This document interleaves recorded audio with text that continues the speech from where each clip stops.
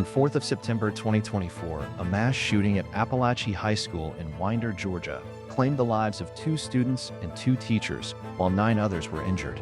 The tragedy became one of the deadliest school shootings in Georgia's history and drew national attention.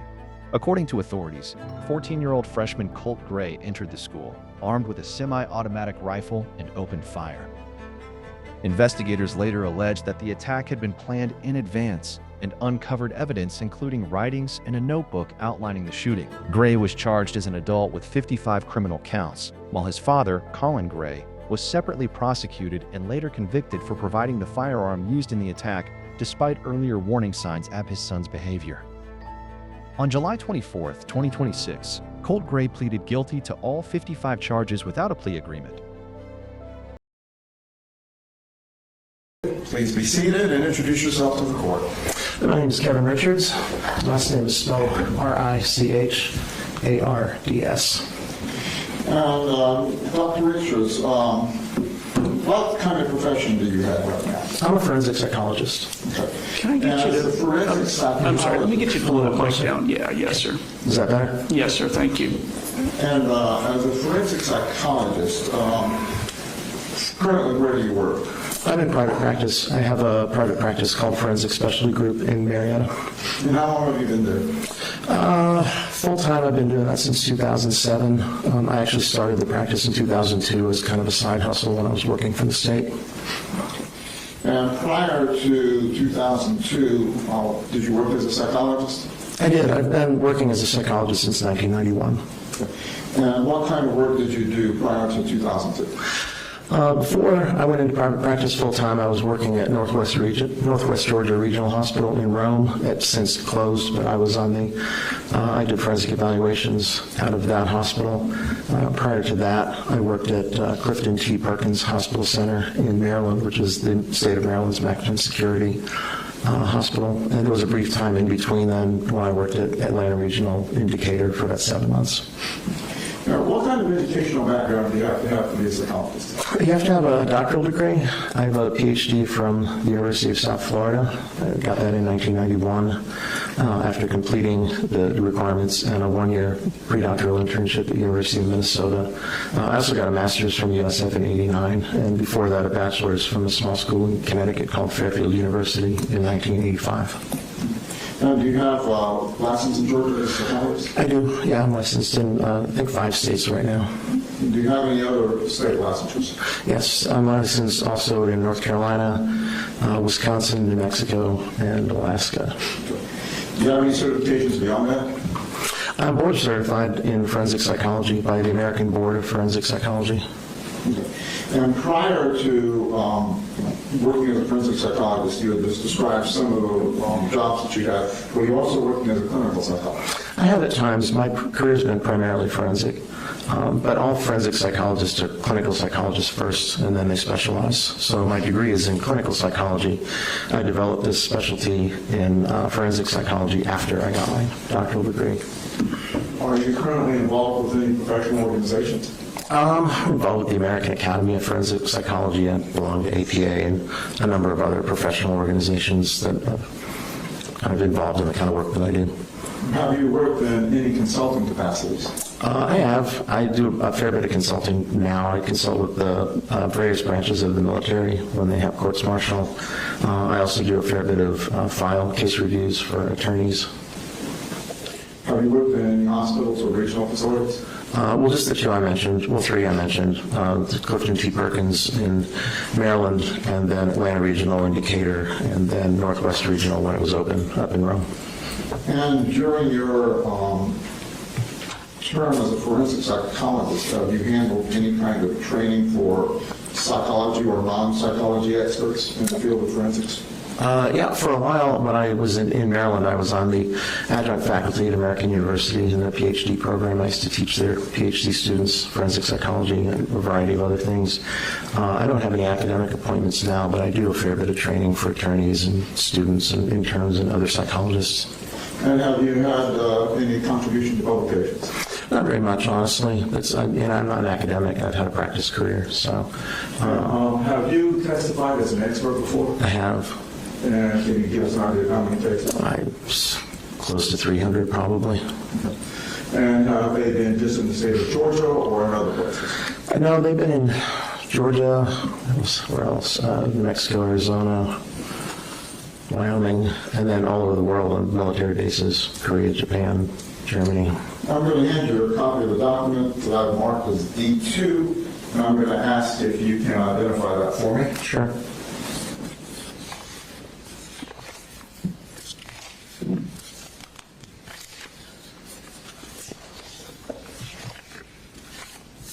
Yes, that's a copy of my CV. Did you contribute or compose that CD? Yeah, I wrote it. And looking over it, have there been any alterations since you drafted that?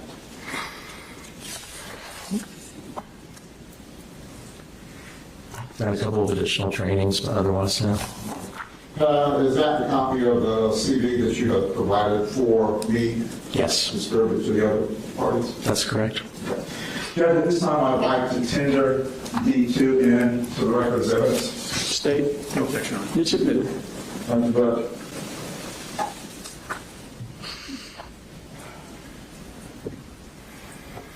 You're here testifying on a case with Colt Gray. How did you become involved with that case? I got involved when his original attorney, Mr. Kraft from the Public Defender's Office, contacted me and asked me if I would be willing to do an evaluation. And how long ago was that? A year and a half, 2 years ago. No, it was about a year and a half ago, I'm guessing.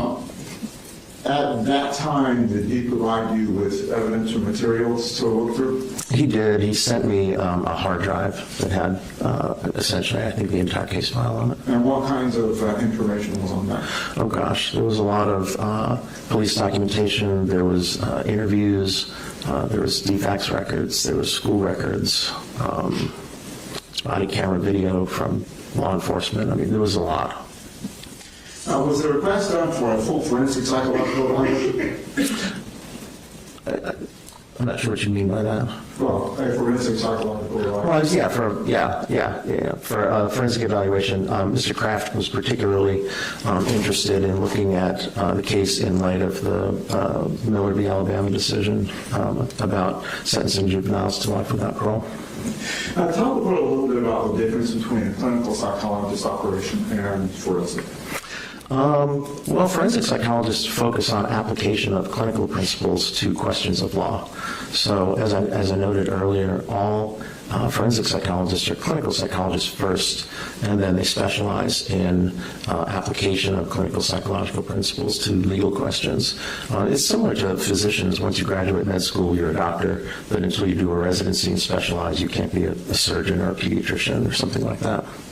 So what kind of investigation techniques and methodologies do you use? I do quite a bit of interviewing. I do a lot of case review, looking at evidence. If there are prior records, prior evaluations, I look at that. If there are collateral sources that I can talk to and interview, I talk to those people. I do psychological testing.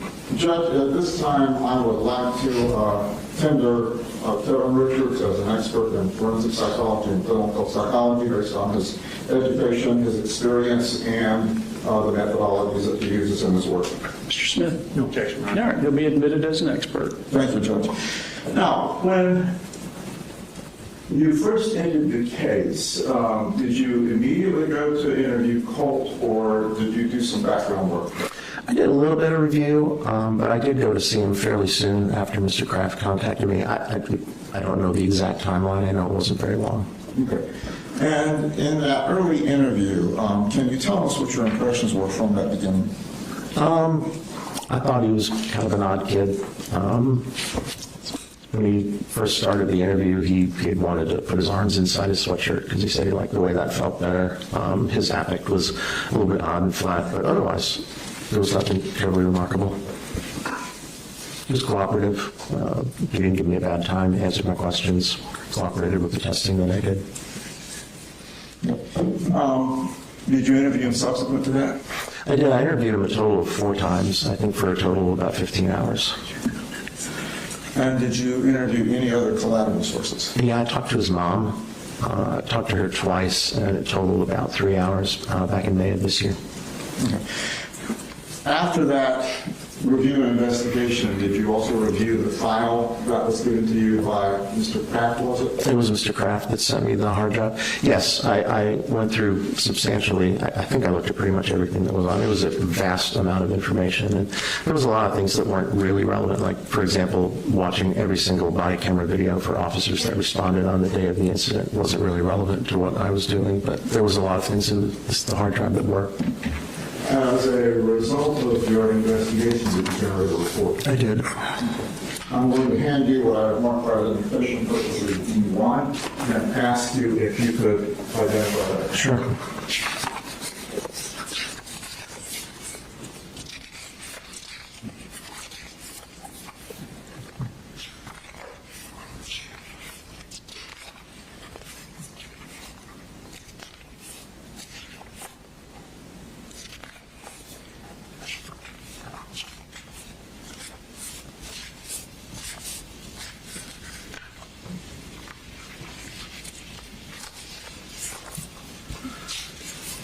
Sorry, I just want to make sure all the pages are here.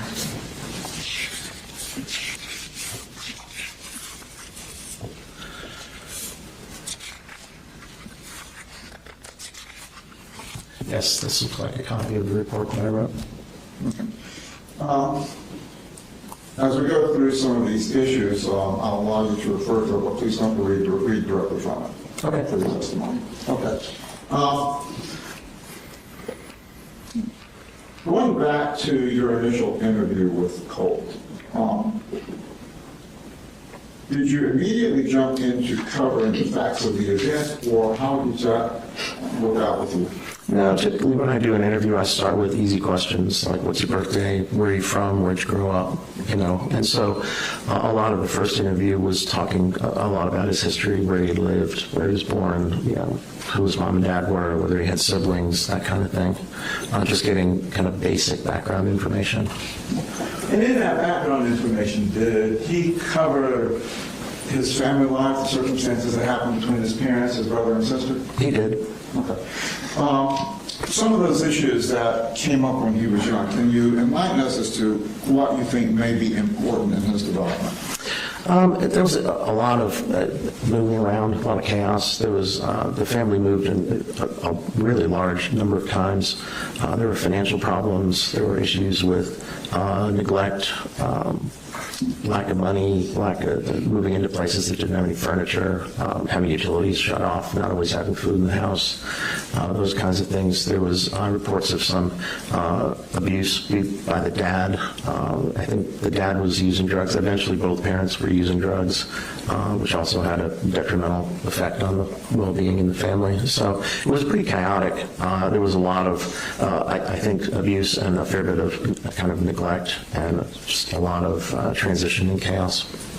Now, where was Colt positioned in the family?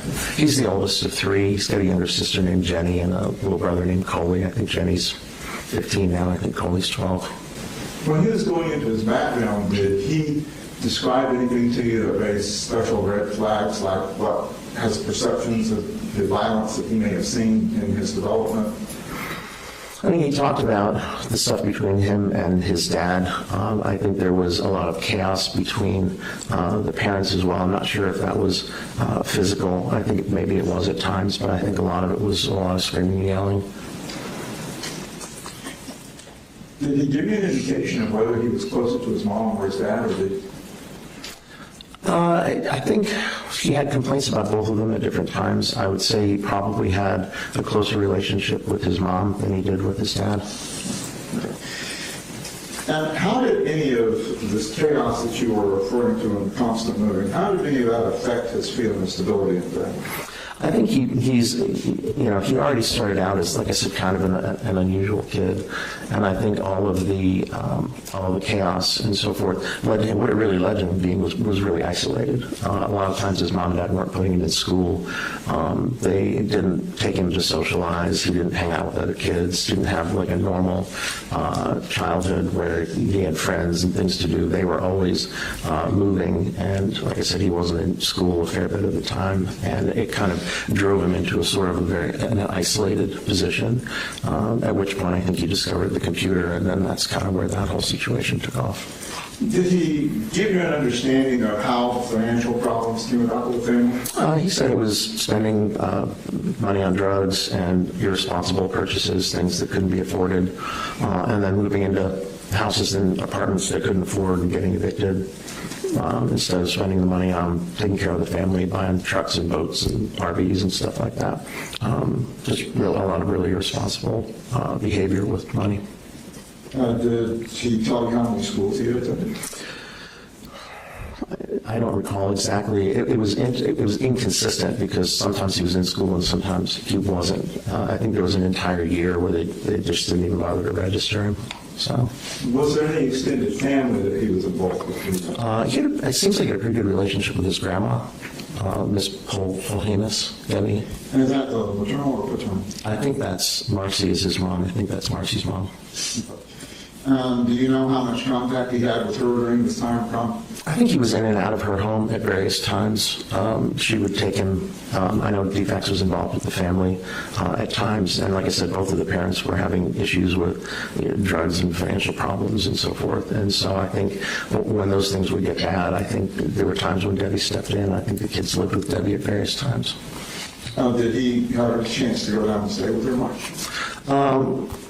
Again, we didn't discuss specifically, but it was clear he spent a fair bit of time with his grandma. Obviously, some of this time occurred during COVID. How did that impact? I think it impacted like everybody else. I think he was already a kid who was pretty isolated, and COVID didn't help that for any of us. And so I think the idea that stuck at home, not going to school, locked down, I think it just kind of reinforced the level of sort of isolation and loneliness.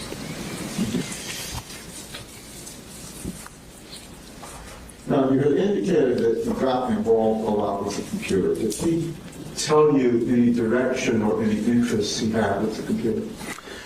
I mean, most of his social life was on the computer. He was a gamer. He played online video games, but he was also spending a lot of time on communication platforms, specifically on Discord, which is a place you can go to play games, but also chat with people, look for people with similar interests. I think he spent time on Reddit, and then eventually kind of got really focused on this, what they call the true crime community, which is a group of mostly teens and adolescents that are focused on true crime, primarily focused on people that do mass shootings. I mean, to the point of being obsessed.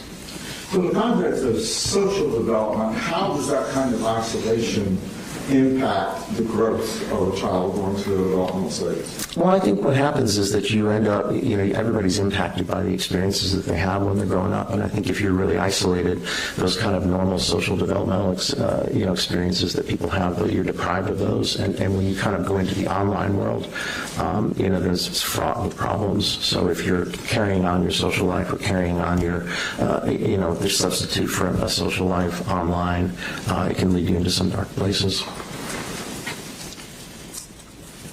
During that time that he was getting involved with the true crime community, did he indicate to you he had any fixation on any certain types of crimes?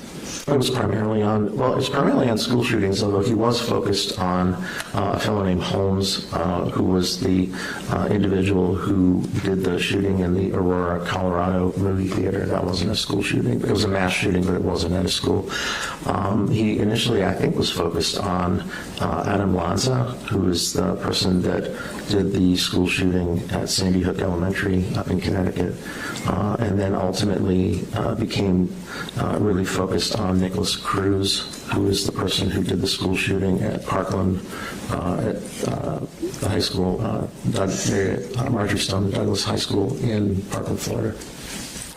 And that was the one I think he was most focused on, although he said he was more focused on Holmes just prior to the shooting. And as he was getting into this true crime community, did he impart the information to you that gave you red flags about his mental health?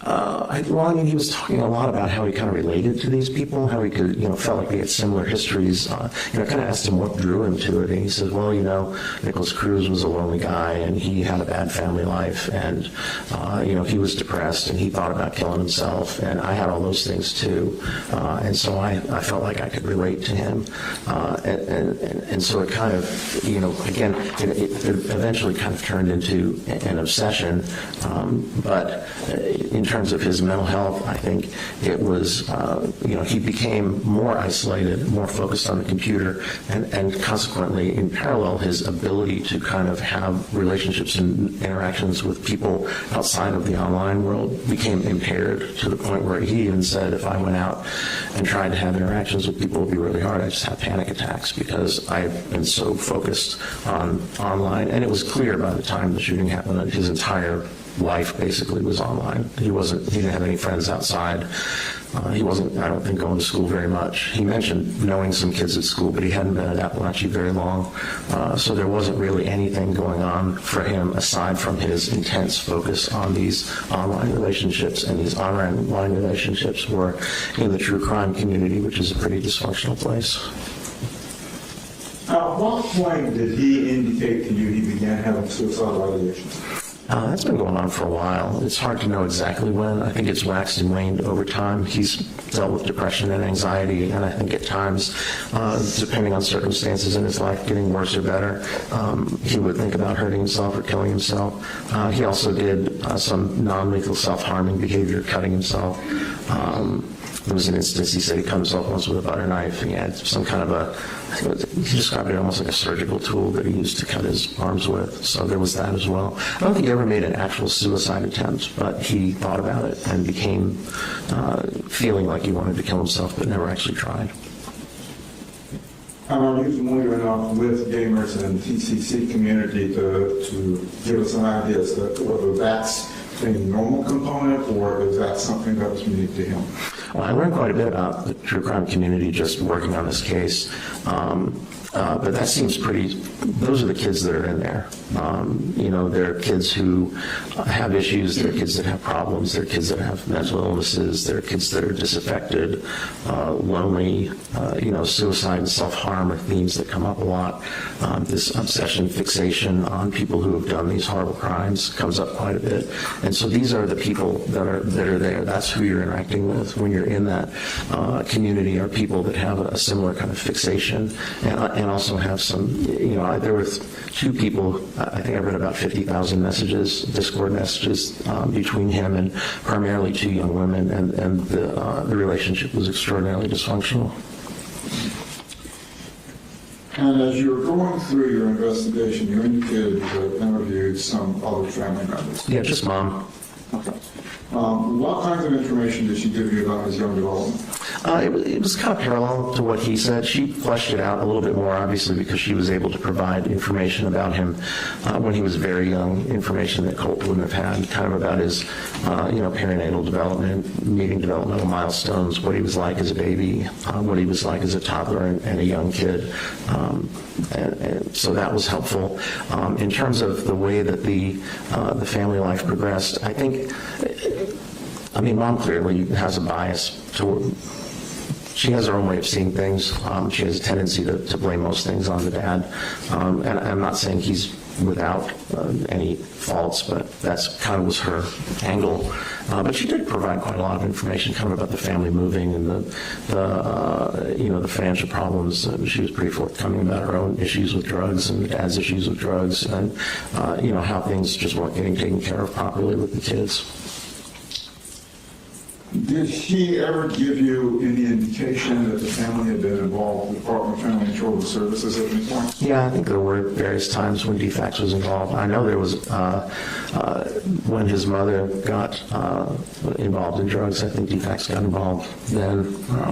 I know they got involved right after the shooting as well, but I know there's been involvement. There were records that I got that showed that there had been contact with DFACS over issues with this family.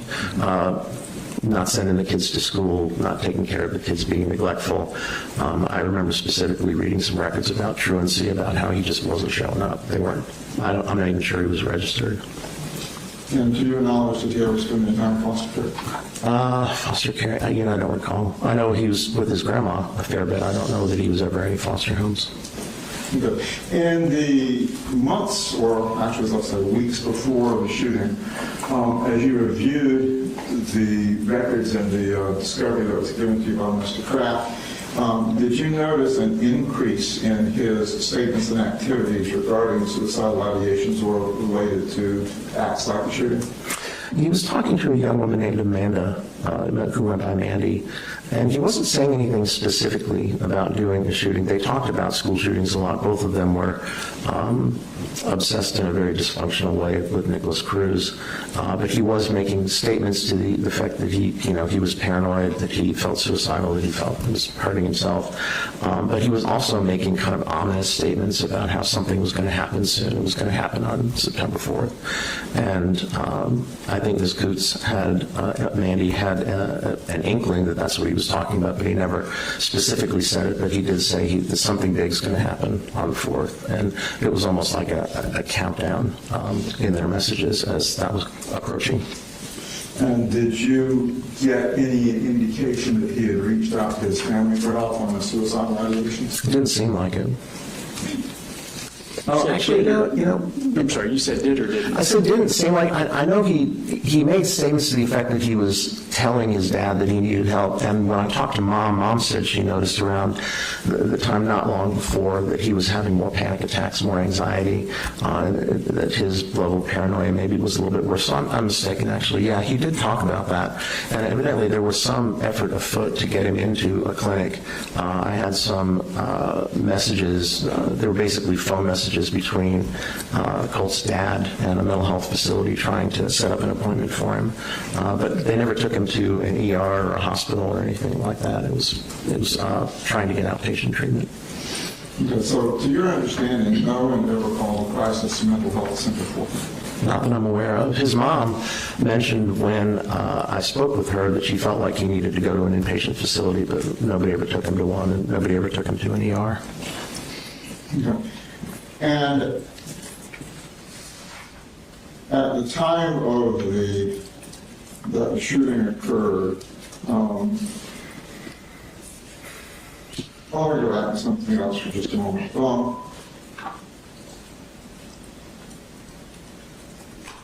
In your conversations with his mom, did she indicate to you that she had given him any kind of medication? Yeah, she started giving him Zoloft. She had a prescription for Zoloft. Colt did not have a prescription for Zoloft. And what she was doing was taking pills and breaking them up and giving him pieces of them. So there was no prescription, and it's unclear what kind of dose he was getting. Estimated, I think they were 100 milligram or 200 milligram pills she was breaking up, and she was giving him about a fourth of them at a time. But again, when you break them, that's not the way you're supposed to take Zoloft. But that's how he was getting it. It was from his mom. Did he describe how it was affecting him? He said it made him feel a little bit racy, a little bit wound up. Is that kind of like the opposite effect of what it's supposed to have? Some people do have experience a little bit of activation with SSRIs. I mean, I'm not an MD, but I've been around them a bunch. Some people do get a little bit of activation, but they also help with anxiety and depression. I think he said he felt maybe a little bit better, but they made him feel kind of racy and sped up. How intense at that time was his depression? I think it was pretty severe. I mean, it waxed and waned. I think it was pretty severe. I think at the time of the shooting, the anxiety and paranoia were probably prominent, although the depression was always kind of there. And the thoughts about hurting or killing himself were always kind of there. But I think around the time of the shooting, it was primarily the anxiety that was prominent. What kinds of characteristics did his paranoia take on? He talked about being afraid that there were plots against him. He talked about believing that people were talking about him. Like if he was out in public, he'd see people talking. It's called an idea of reference, when you believe that seeing something happening in public refers to you. If you see two people talking to one another and you think they're talking about you. He talked about believing that the teachers were plotting against him. He mentioned this to his mom and also to Mandy, and so it was that kind of thing. He also had this idea that somehow his computer had been, he used the word infiltrated. He wasn't sure who did it, but he kept changing his usernames, and he was storing information, I think, on like little SD drives like you use with a camera, and he was taking those out and destroying them, breaking them up, because he was afraid. He never was able to tell me who he thought was doing it or why, but felt like somebody was probably keeping track of him. He said some more, I think, more outlandish things that I'm not sure, about cars going by the house and seeing people. I'm not sure how much of that was, maybe a little bit of an exaggeration, but I did believe he used to kind of conflate his paranoia and anxiety. He was real anxious, but he was worrying about things, and so there was an element of paranoia that he used to kind of conflate with the anxiety, and the two of them kind of coexisted like that, so. And those kinds of things that can impair someone's judgment if they're going through those episodes. Sure. Yeah. I mean, if somebody believes that there are, forces marshaling against them, that can certainly impact the way that they carry on their life. Certainly he was doing certain things in response to the beliefs that he had, like destroying the hard drives or the SD cards and changing his usernames. But I don't think he was really doing, other things in the service of them. Now, you made a reference to his thinking the teachers were against him. Was that teachers at his current school or his older school? The teachers at his current school. Were you familiar with the circumstance that took place when he was in Jacksontown? I'm not sure specifically what you mean. When the FBI came out to investigate. Yes, yeah, I was aware that there was a message, I think, that got flagged on Discord about somebody making a statement about doing a school shooting, and law enforcement showed up at the house because they were able to trace they were able to look at the account, the email associated with the account, trace the email to him, and so they went and interviewed him about whether he had made this threat. Did you listen to Inspector Smith's interview of Colt when he was arrested? There were two of them. There was one at the school and there was one at CID, and I listened to both of them. And particularly the one at the school, what were your initial impressions when you read that? I think it's pretty hysterical. That was the main thing. Okay. At any point, did he try to deny that he did anything? No, he didn't. When he was taken into RYDC, did they do any checkups or any assessments on him to determine if there were any psychological or physical issues? I think they do that with most kids, but what I learned when I was talking with him is that he was having these symptoms. He was telling me about this paranoia and stuff that he was having, and then I asked him, what do the mental health people think about it? And he said, I haven't told them. And so I suggested that maybe being more forthright about these things, if they were going on, would be a good idea. And then I think he started talking more to the staff about it. I also alerted his attorney. Did you have access to any of the records from DJJ? Not until just a few days ago. Did you get a chance to review them? Yeah, there was a lot, but yeah, I reviewed them. What was your understanding of his initial treatment plan? Initial treatment? When he was in RYDC? Okay. I think it changed over time. He was reporting some paranoid ideation that was continuing, worrying about other kids in the RYDC, worrying about the staff, worrying about the cooks putting stuff in his food. And I think at one time they diagnosed him with something called schizoaffective disorder, which is a schizophrenia spectrum disorder. He said they did. I didn't find evidence of that in the records. But they were treating him with antipsychotic medication and also an antidepressant medication. They're actually giving him Zoloft, which is what his mom was giving him. They started him on an antipsychotic called quetiapine, but evidently he had some side effects, so they changed him to one called olanzapine, or Zyprexa, which he remained. I think he's still on it now, and the Zoloft. Do you recall what their determination of his diagnosis was? Yeah, they diagnosed him with a mood disorder, depression with psychotic features. They diagnosed him with conduct disorder. They diagnosed him with an unspecified personality disorder, and they diagnosed him with PTSD or post-traumatic stress disorder. What's unspecified personality disorder? That basically means that you think somebody has a personality disorder, but personality, there's a variety in the DSM, which is a diagnostic manual. There's a number of specific personality disorders. A personality disorder is a dysfunctional pattern of interpersonal behavior that's kind of persistent across time and situations. They tend to develop in adolescence and early adulthood, and they can manifest in various different ways. And if you're not really sure, if you think the person probably has a personality disorder, has dysfunctional interpersonal functioning that impairs their relationships, you can diagnose them with a personality disorder unspecified, which means you're not sure whether it's a narcissistic or borderline or some other specific personality disorder. Did you find substantiation for that in your work?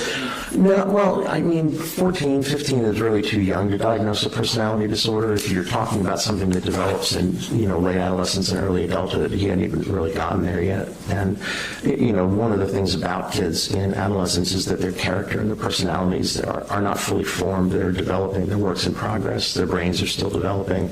Their personalities are still developing. And so to find evidence of a personality disorder, you have to have something that you observe kind of onsetting in late adolescence and early adulthood, carrying on into adulthood and impacting a person's ability to have normal functional interpersonal relationships, but it has to be across time and situations. It can't be limited to one particular relationship or one particular situation.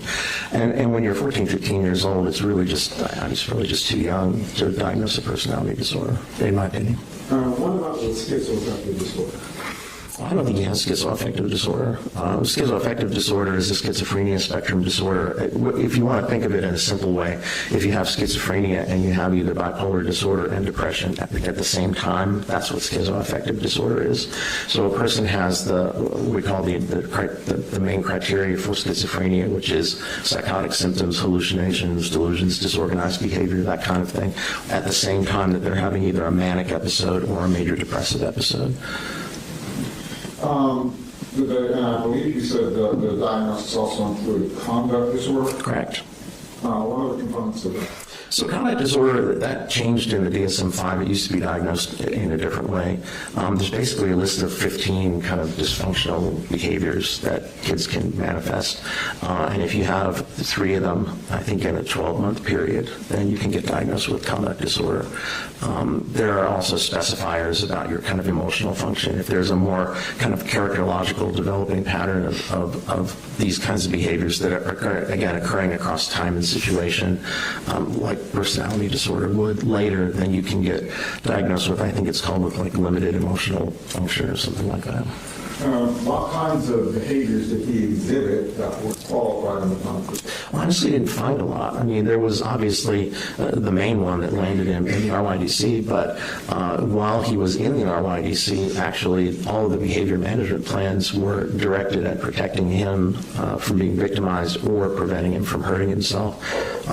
There was no indication there was ever any kind of aggressive behavior or persistent rule-breaking behavior that was occurring. So, aside from, and also prior to, being arrested for the shooting, there wasn't really a pattern of antisocial kind of conduct disorder behavior that was documented anywhere. And do you recall having looked at pictures from his second interview with Rebecca Smith? Yeah, I had an issue with getting the videos to play right, so I was able to see them interacting, but I couldn't hear them, so then I got the audio files and listened to the audio files. Okay. And was there anything noticeable about his physical state, his arm particularly? Did you notice that there was a photograph of him with cuts or marks on his arm? I remember because I remember them mentioning and photographing them. And he told me he'd been cutting himself with some kind of a thing with a blade on it. Okay. Is that one of the self-harm actions that he engages in? Yeah, that was what he was, there was that and the incident with the butter knife that he told me about. I don't know if there were others. And there was someone he was in the RY as well, breaking up buttons off polo shirts and then making scratches. But you can really kind of only scratch yourself superficially, but still it was brought to the staff's attention. It didn't require any treatment aside from cleaning, but it was problematic. It was concerning because he was hurting himself on purpose. From your review of the records and your interviews with him, did you notice a difference in him when he was on medication and when he wasn't?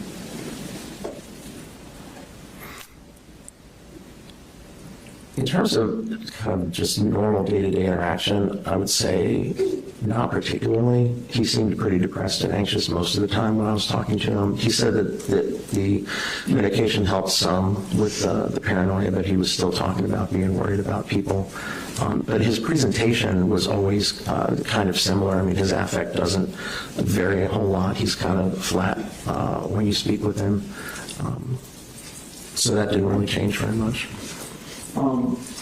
The medical records commented on a transition plan. Can you tell us your understanding of the transition plan or other emphasis? Well, I think they were transferring him from one facility to another one, and so what they did was kind of did a summary of all of the mental health interventions that had been done, all of the times he had been on, close observations or some other kind of observation due to, risk of self-harm or risk of being victimized. There was also a problem list and, the diagnoses and also a mention of his medications. So it was pretty, in one page there was a ton of information kind of about what they had done, and that was for the benefit of the receiving facility so that they were aware of what had been happening without having to, I think it was like 450 pages of records. You could get the gist of it by looking at the transfer summary. And did they make any changes to his treatment plan when they transferred him? Not that I'm aware of.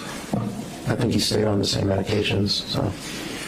So today, would you anticipate that he's still being medicated? I would assume so. One of the issues that was raised was malingering. Can you tell us about malingering? So malingering is basically exaggerating or faking a symptom, and it's a specific way because in malingering, you're faking to avoid some other kind of consequence or to get some kind of secondary gain. So you're doing it for a reason. And in forensic contexts, that's something we're always kind of have our ears perked up for, because people who are facing serious criminal charges sometimes have a motivation to try and manage that in a way that's dysfunctional. I know that there was some question about whether Colt was malingering his psychotic symptoms, and I actually was concerned about that as well. And do you know of any specific steps that were taken to treat his PTSD? Specific steps, I'm not aware. I mean, he was given the Zoloft. I think he was in some group psychotherapies. I think they had him in a dialectical behavior therapy. I don't think they had him in one of the empirically supported PTSD treatments, but I could be mistaken about that. I know they were aware and addressing it. And would trauma-informed therapy be beneficial to somebody with PTSD? Yes. Do we know if that is available available these days? I can't say definitively, honestly. Okay. When you were doing your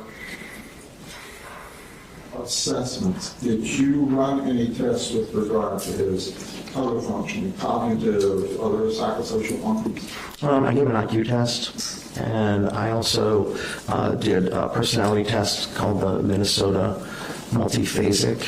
That's spelled MULTIPHASIC personality inventory, the adolescent version that's been restructured. So it's the MMPI-A-RF. And then also another one called the Trauma Symptom Checklist for Children, or what we call the TSCC. And that's a measure that it gets at specifically at sequelae of trauma in kids and adolescents. And following those tests, did you come up with your own probable diagnostic direction for him? I don't think I gave him a specific diagnosis. What I talked about mostly were kind of the phenomenology, the things I was observing, because a specific diagnosis isn't as helpful as kind of describing what you're seeing in forensic evaluations, at least. I did want to rule out whether there was any kind of intellectual functioning deficit, and there's not. His IQ is average. When I did the personality testing, the first time it was invalid because he was what we call over-reporting, meaning he was just kind of endorsing everything willy-nilly. And then I went back and gave it to him again and instructed him to be more careful and thoughtful and to not just endorse everything and to really think about what was going on with him. The second time, there was still some level of over-reporting, but not to the point that it invalidated the testing. And it was pretty consistent with what he was telling me. There was indications of mood problems, anxiety problems, problems with thinking, paranoia, persecutory ideas, suicidal ideation. Psychological tests are not like x-rays or blood tests. What they usually do is help us develop interpretive hypotheses for understanding people, and sometimes they help us corroborate things that we're observing or seeing on interview, and that's pretty much what the MMPI did. Colt never really talked about trauma, PTSD symptoms with me as PTSD symptoms. I would kind of ask him about, traumatic re-experiencing. Was he having flashbacks? Was he having dreams? And he said he had dreams about the school sometimes, and sometimes dreams about things that happened when he was younger. But the dreams about the school didn't involve the shooting incident. It was just him alone in the school wandering around. But he never really talked about the kind of, when you talk with people with PTSD, they talk about having flashbacks and dreams and traumatic re-experiencing, and they talk about trying to avoid things that remind them of the trauma and changes in their emotional functioning. And the diagnostic criteria are pretty complicated. He didn't talk about that, but on the TSCC, he endorsed a lot of trauma-related symptomatology, and it didn't appear as though there's validity checks in that test as well. It didn't appear as though he was manufacturing them, which I thought was kind of odd, because when I tried to talk to him about it, I wasn't getting much, but he was responding to it on the testing, and clearly the ROADC docs felt he had PTSD as well.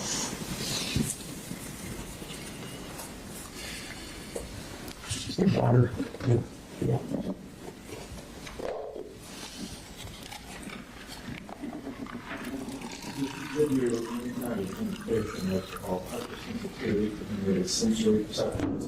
He did talk about that. Excuse me, sorry. Like I said, when I first met with him, that was the first thing we talked about. He asked if he could pull his arms inside of his sweatshirt and kind of hold his arms around him because he said he felt more comfortable talking that way. He talked a lot about having issues with noises, particularly with textures, kind of sensory things. When I talked to his mom, she talked about this as well. She said when he was little, he didn't like people touching him, bathing him, washing his hair was a challenge, getting him a haircut was a challenge. Noises seemed to bother him, and I think that persisted. He had specific kinds of sheets and towels that he liked. He had little rituals that he did when he got out of the shower, like things laid out a certain way, and so that was the kind of thing that he related to me. Did any of that give you an indication of any other kind of spectrum disorder that you may be? Well, it made me wonder whether there was, an element of an autism spectrum disorder. Because those kinds of sensory integration issues are common in people that have autism spectrum disorders.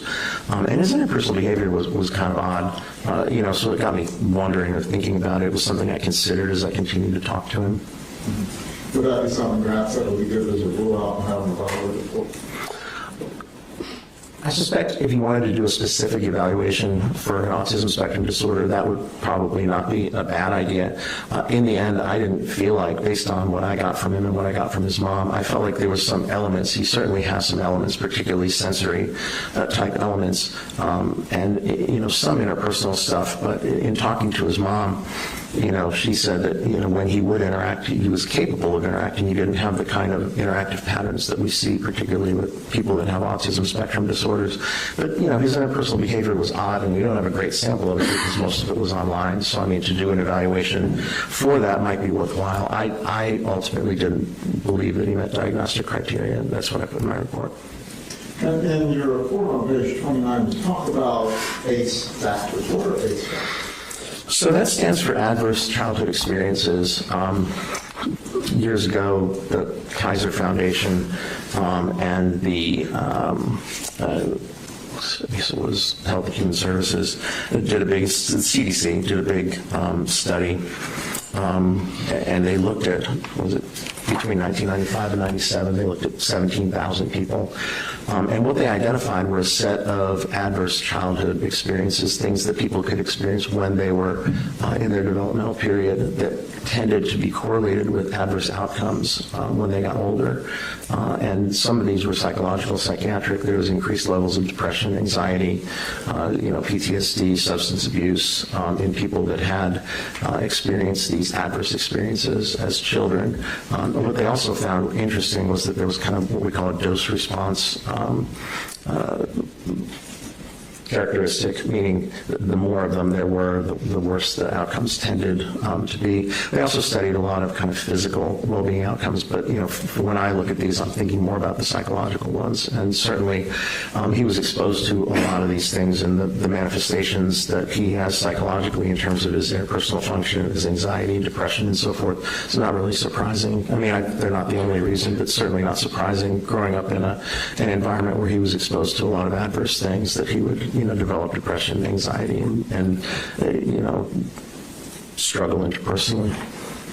What is the concept called dose response? How does that relate to today's fact? It just means that the more of them there are, the worse the outcomes are likely to be. And I think you said he had experienced most of that. Most of them at one time or another. Yeah. The last one I think was an incarcerated parent. That's only been recently. That wasn't when he was growing up. How does all of this relate to his overall functioning around the time of the shooting? Well, I think he was, basically he was a lonely, dysfunctional kid who was anxious, paranoid, depressed, and immersed in this highly dysfunctional world with these people that were obsessed with folks who had done school shootings. So his interpersonal behavior was very dysfunctional and kind of layered on with the psychological issues. He had just kind of disappeared into discord and disappeared into the true crime community, where he wasn't really having interactions or relationships with real people on the outside. I mean, there were real people online, but not real people on the outside. And with the things that he went through, what would be the normal course of treatment if somebody were to seek treatment for? Well, it would depend on the specific, kind of manifestations. I think with him, certainly symptomatically, you would try and address the depression, anxiety, any level of paranoia. You would want to try and do that to get some symptom relief with medication. But then, kind of intensive therapy. There are therapies that have been empirically derived to deal with those specific kinds of things. So doing that to try and work through those things or disentangle them, kind of, particularly with a young person, would be the way that we would go. Kind of do the symptom, address the symptoms, and then work on the interpersonal behavior, work on the coping skills, work on the ability to kind of have a normal life in the outside world, would be the things that would be the targets in treatment. Given your interactions with him, would therapies have helped him? I think so. Yeah, I mean, anytime a kid is struggling with the psychological, psychiatric problems, and you've got someone whose brain isn't fully developed, whose personality isn't very developed, who doesn't really know very much about the world at 14, who hasn't developed a mature set of coping skills, and then you kind of turn them loose in this dysfunctional environment with these things going on, and coming from a home where there was a lot of neglect and probably some abuse, and not really any kind of normal interpersonal contacts. It's not surprising that he kind of ended up the way that he did, and having had some kind of psychiatric, psychological intervention well before he was this happened, the shooting happened, would have absolutely been beneficial. And you're talking about the development of 14-year-old teenagers growing up. Someone without the psychological burdens that he had, will they develop in a way that they can make more normal decisions? I think, it's kind of, you think of it as, all teenagers, adolescents, young adults, the brains are still developing, and particularly the frontal lobe is developing. The frontal lobe is important because that's kind of where that controls decision-making, impulse control, anticipating consequences, making good decisions, planning courses of action, considering alternatives. All of that kind of stuff lives in the frontal lobes, and those keep developing into the 20s is what we know now. There was a big study done a number of years ago where it found kind of what we clinicians had known for years, is that that kind of cognitive development lags behind chronological development. And so, you take somebody who's a normal 14-year-old, they're still going to have all these issues. It's kind of the reason we see adolescents and kids and young adults do more dumb things than adults do. Part of that is because of the way that their brains are underdeveloped. And I think if you pile on, depression, anxiety, neglect, some abuse, some paranoia, that it's just going to exacerbate the situation. But even under the best of circumstances, the brain and the personality and the character are certainly not developed. They're not in anywhere near a final format at age 14. During your conversations with him, did you speak directly about shooting against himself? Yes. Did he ever try to deny that he did? No. What was his response as you and he were talking about the victims and what the ramifications were? Well, he said he felt terrible about the victims. And it was interesting, when he was interviewing with Investigator Smith, they talked quite a bit about that as well. And I think he even wrote some apology letters. I focused more on his own kind of functioning, trying to disentangle kind of what was going on with him at the time. But he certainly talked about the victims. And he talked about in this true crime community also, that one of the things he was interested in was not only the perpetrators, but the victims. He said with the Parkland, I think Nicholas Cruz killed 17 people, something like that. And he said he was, was interested in their stories and what they were doing with their lives. But obviously more obsessed with the shooter himself. And would you say that he was apologetic about it? Pardon me? Was he apologetic about it? Yes. Well, when he certainly was when he was talking to Investigator Smith. I didn't try and elicit anything like that from him. I mean, I asked him how he felt about the thing, and he said he felt terrible. He felt terrible for what he did. He knew he screwed up a lot of lives. Based on the investigation, your interview with him, understanding all the issues he's facing now psychologically, would he be able to improve with continued therapies, medications, treatment? Yeah, I think so. Again, you're not talking about somebody who did this in their mid-20s, late 20s, or as an adult, when, there could be characterological issues underlying that are kind of well-developed. The personality is finished, the brain is finished. And sometimes if you end up in a situation with an older person where there's characterological issues that drive them to do things that are antisocial, there's sometimes not a lot you can do about that. I think when you're dealing with kids and adolescents, there's still some room before things are consolidated, before they're finished, before they're finished developing. You can intervene in a meaningful way to try and help them develop, more healthy coping skills or address some of those symptoms. So, yeah, sure. You had indicated that Mr. Kraft asked you to do this before in conjunction with the Miller versus Alabama factors for sentencing you. Right.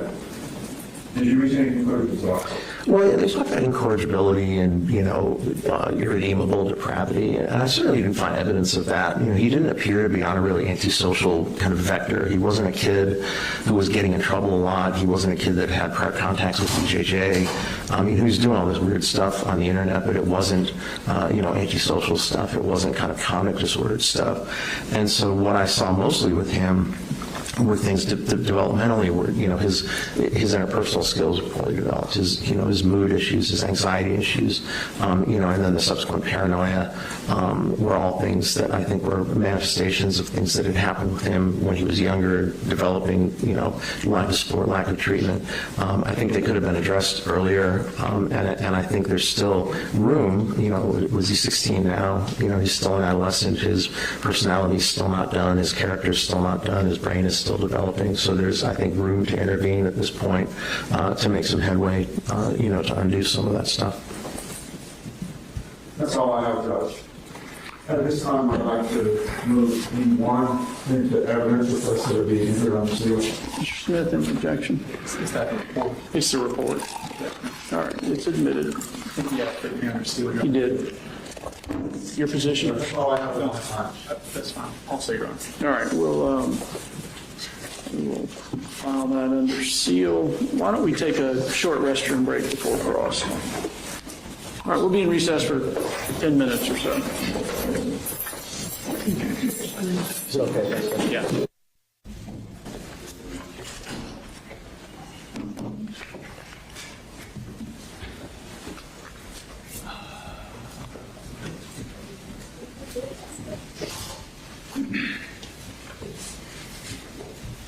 Honor, before we get, it's okay to just about Mr. Gray, but can we have the computer on our side? Yes, ma'am.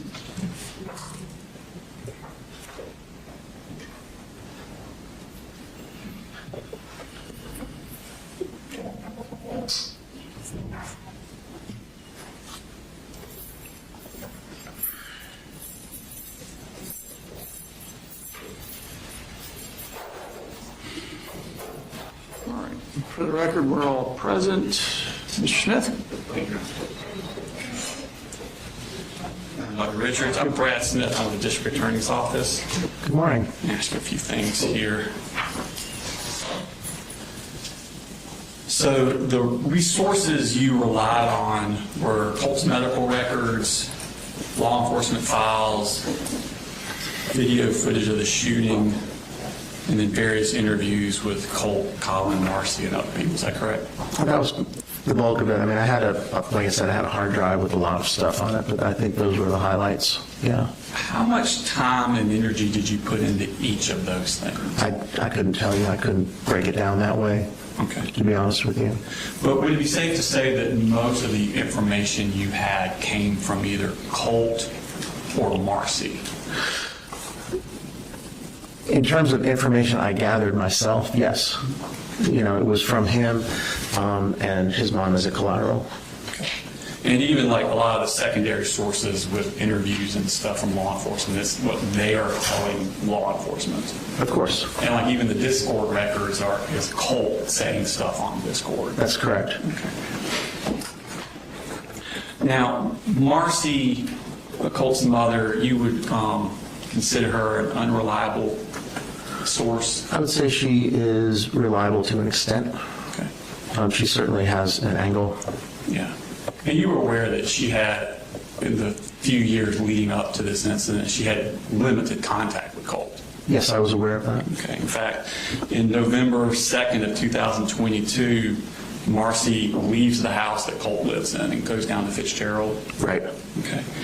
And it wasn't until August 11th, 2023, almost a year later, that Colt goes down to stay with her from August 11th of 23 to October 4th of 23.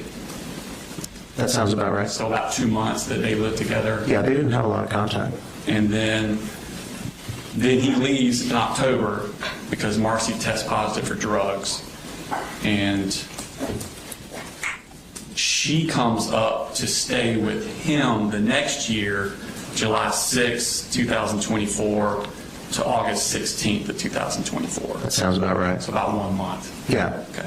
I think she said it was about 5 weeks. So in the 2 years leading up to the shooting, she was with him about 3 months. Yeah, not very much time. Okay. And during that time, she had serious intoxication issues. She did. Tested positive for drugs. She did. And that was a lot of the reason that he was removed from her and she left.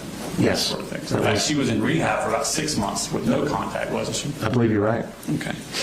And she had her own criminal justice issues. She did. Okay. And she had psychiatric issues on top of the intoxication. Yes. Okay. Were you also aware that Colt and her, even when they were separate, did not speak to each other very much? It didn't seem like he had a lot of contact with her. There was a brief period of time not long before the shooting when she was living up there in Winder.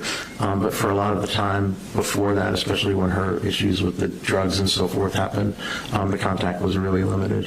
Okay. In fact, they mostly just texted with each other. I think that's a fair characterization. Okay.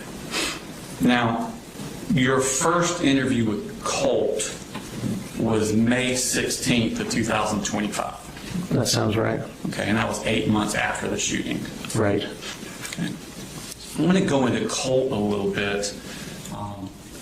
Were you noticing that Colt likes to mimic other people and especially like the other shooters and things of that, like that. There was some stuff, like some photographs that he took of himself, and I think the dyeing his hair orange was a manifestation of that. There were some things that I had in the records where it would be, I think one of them was James Holmes. There was another one I think was Christian Bale from a movie where he was making a particular face, and he would mimic those things, and I guess post them. They were in the materials that I got. And when you were reviewing his Discord, that's when he's talking to members of this TCC community. Correct. Okay. Did you notice in his interactions with these people that he was very quick to, yeah, me too? They would say, I do this, or I experienced this, and he'd be like, yeah, me too. Yeah, I think so. There was an element of that, certainly. Did you notice where he would, even within the conversation, say one thing and then change it to accommodate and be more like the person he was talking to? I can remember times when that happened, sure. Well, I'm going to show you a couple of them to go through this phenomenon. First one's on Discord. You Okay. on TV Live? Is it going to pop up here? Yes, sir. Yes, sir, it should. Okay, I got it. Okay. So this is him talking to the Mandy. Right. And Mandy's in the light green. Can you tell color difference on your monitor? I can tell who's who. It also has their names. And Colt is occasional burner. Right. And he is in the blue. And this is August 29th of 2024, so a few days before the shooting. And they're talking about Nicholas Cruz and Right. their obsession with Nicholas Cruz, correct? That was what they talked mostly about. Okay. And Mandy asked him, have you put a cookie in your sub yet? And he writes back, cookie in my sub, question mark. Okay. Okay, so this isn't them talking, this is them writing and reading each other's writing, correct? Yeah, I think that's what it I don't know if they ever actually talked. I think it was all these text messages on Discord. So when he types in cookie in my sub, question mark, he doesn't know what she's talking about, does he? Either he doesn't know or didn't remember. I mean, clearly he asked her for clarification. Okay. And then she says he would put a chocolate chip cookie in his sub sandwiches, referring to Nicholas Cruz. Right. And then Colt immediately says, oh yeah, multiple times. I see that. And that him kind of like, he doesn't even know what she's talking about, but then, oh yeah, I do that all the time. Yeah, I think there were probably times that he did that. And I mean, again, I reviewed between Caitlin and Mandy like 50,000 messages. So, Yeah. I mean, there were times when he did But this. that's an example of Colt changing his answers about things to fit in with these people. I think that's not an unfair characterization. I think he was very invested in trying to fit in with this unusual community. So, I mean, it seemed like he had plenty of his own independent information, but certainly this is an example of a time where he accommodated based on what somebody else said. And if, let's say, for example, putting cookies on your sub sandwich was a sign of psychosis, this would be him kind of malingering, exaggerating that symptom. Yeah, I mean, I don't think it is, but Right. yeah, I mean, but yeah, I mean, it could be that. It's hard to know because we're looking again at a small sample. But certainly, I would agree with you that he was interested in being perceived as somebody that did this same thing that Nicholas Cruz did. Yeah. If he actually puts cookies in his subs. Let's put another example that's a little more pertinent. Sure. This is also in the Discord with Mandy and again. Okay. So, this is not me. So, Can I ask, are these, is there an exhibit number? Your Honor, I'm going to need a little indulgence. Our next witness is going to put all of these in. I believe the Discord is in. It's in the Florida business record. It was entered earlier. I would say the one I showed earlier was page 13 Okay. of the occasional burner account. There's an occasional burner account and there's an F-bomb account. This is page 59 of the occasional burner account. And the exhibit number? I'm sorry, I missed I that. have the number after shortly. Okay. So, get this right quick.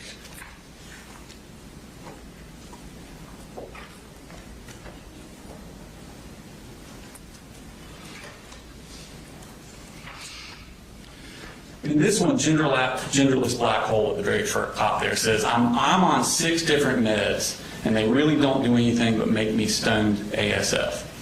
I took Zoloft before, I hope it actually works for you. And then he says, they did the same for me, like it made the room spin.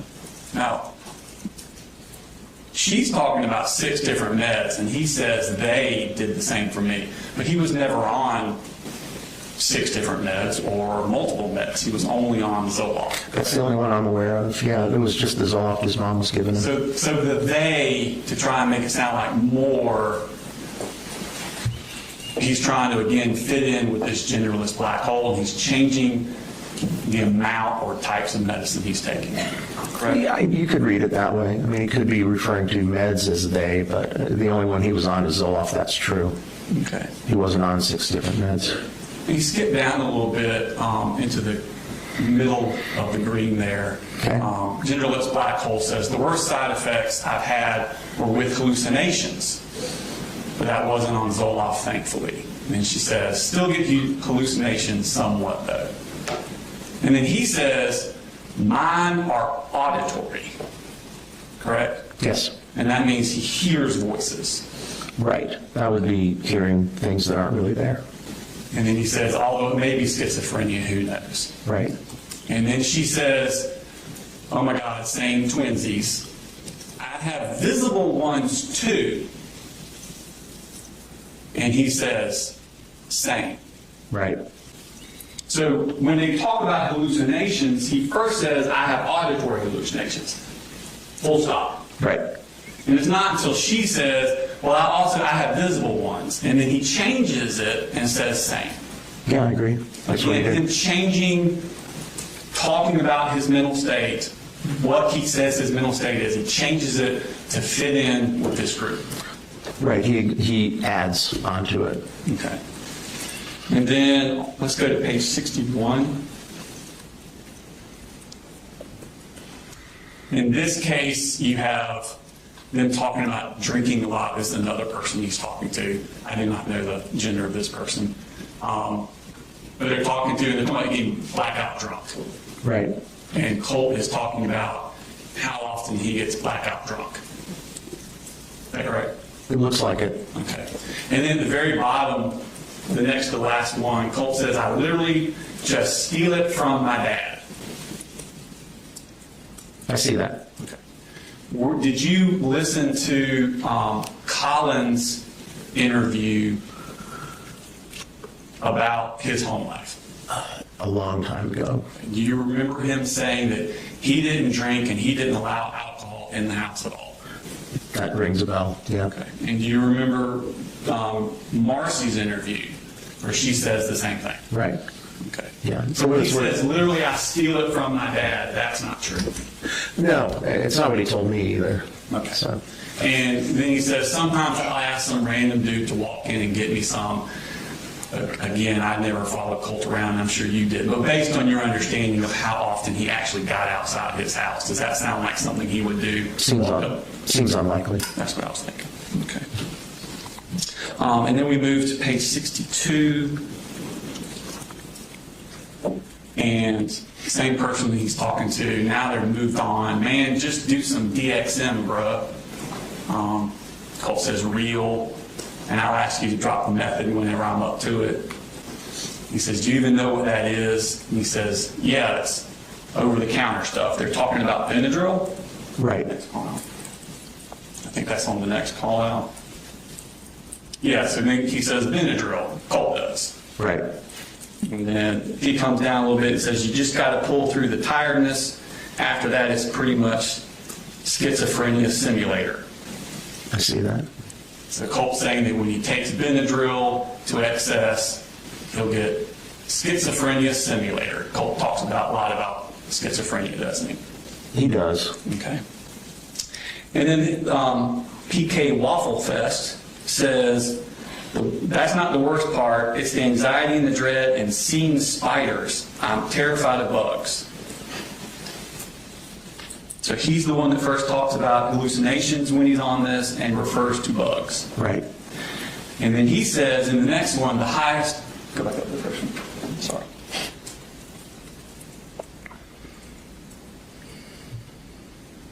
All right. So then PK Waffle Fest says, the highest I've ever gone is 450 milligrams. And Colt says, 725 here.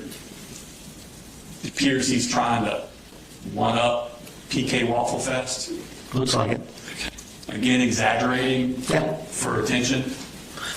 To fit in, yeah. To fit in. No, I agree. Okay. And then the last one, PK Waffle Fest asks him, what kind of hallucinations do you experience? Colt says, knocking, beating on walls, it's weird, and then bugs, Right. which is exactly the same hallucination that PK Waffle Fest had. Right, he was just talking about spiders, so yeah, same thing. So now Colt is changing his hallucinations to fit this other person's hallucinations. Right. Okay. Because Colt allows a lot to get attention on Discord, doesn't he? Yeah, he does. He created an entire other personas, lied about his age, name, location, so. And Colt studies and emulates prior mass shooters. I think we talked about earlier. Yeah, he was kind of obsessed with that group of folks. I think the main one timeline-wise was Adam Lanza, and that was the Sandy Hook Elementary shooter.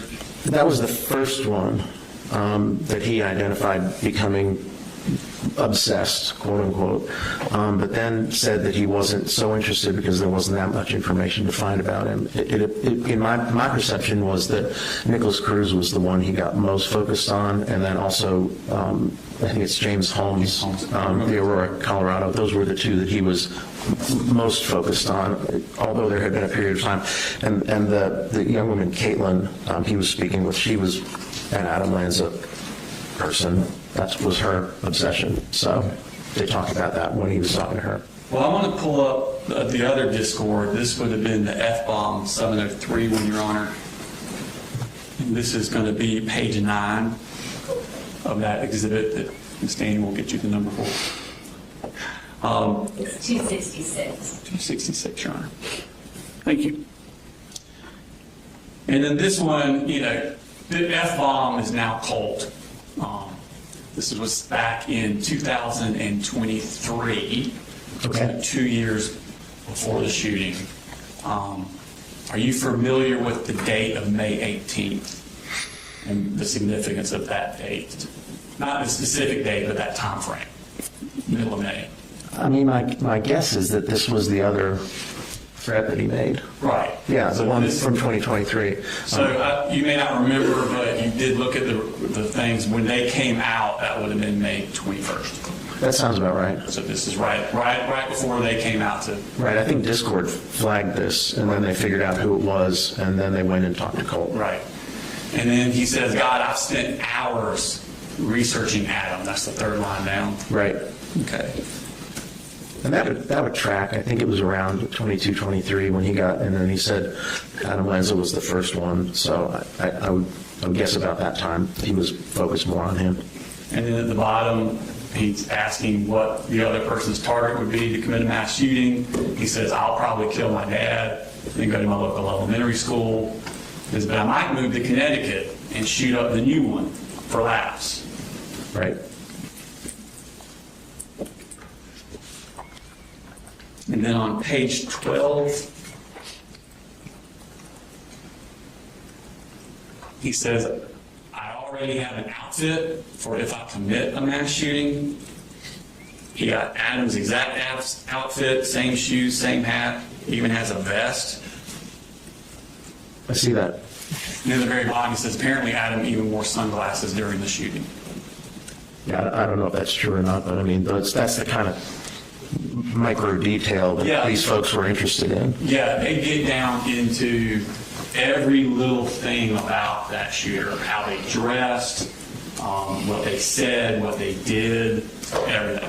Yeah, it seemed like it was so deep. It was like any piece of information they could find and put out there was kind of what they were after. And even like I said, Colt said his frustration about Adam Lanza is there wasn't enough information. There wasn't enough to find out about him, but clearly there was, some things. So. Now, Colt destroyed the hard drive of his computer the morning of the shooting. before he left the school? Yeah, he said the way he described it to me is they were more like SD card storage units. It wasn't like a physical hard drive or a solid state drive. They were little SD cards. Okay. So he didn't tell you that he destroyed the actual hard drive the morning of? He did say that he destroyed a hard drive, and then I asked him, and he talked about the SD drives, and it sounded, well, I think when he talked to Investigator Smith, that's what he said. But there's also photographs of him disassembling his computer. It's like in pieces in the house.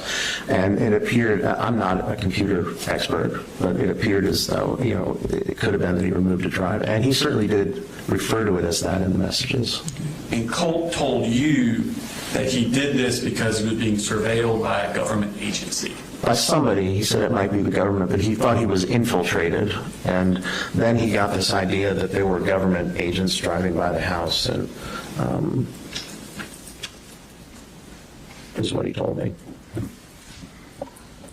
Yeah, I think Colt reported he believed he was being watched or followed both in person and online. He said he believed he had seen large black vehicles passing by his residence that he believed were from a government agency. Right. He stated he was unsure of why this type of surveillance would have been happening, but took actions to protect himself, including destroying data storage items from his computer and changing usernames frequently to avoid being tracked or followed. Right. Okay.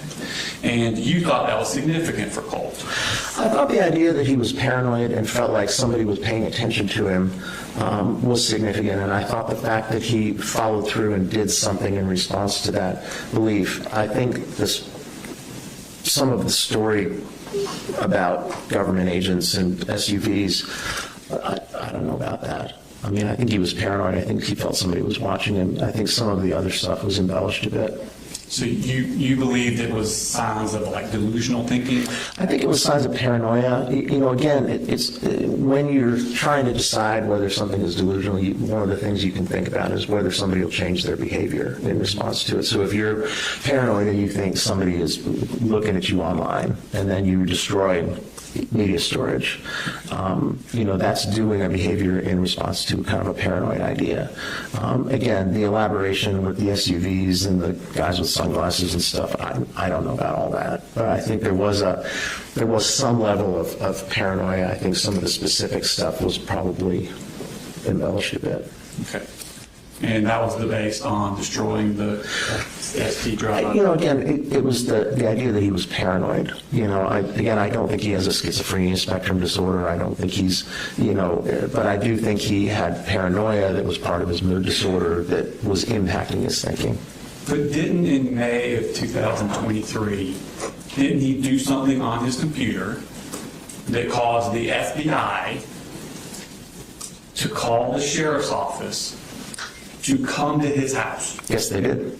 And that would be a logical reason, if you're going to continue doing those things on your computer, to destroy your SD cards. Sure, that would be another way to explain it. And that wouldn't be delusional or paranoia, would it? No, that would be reality-based.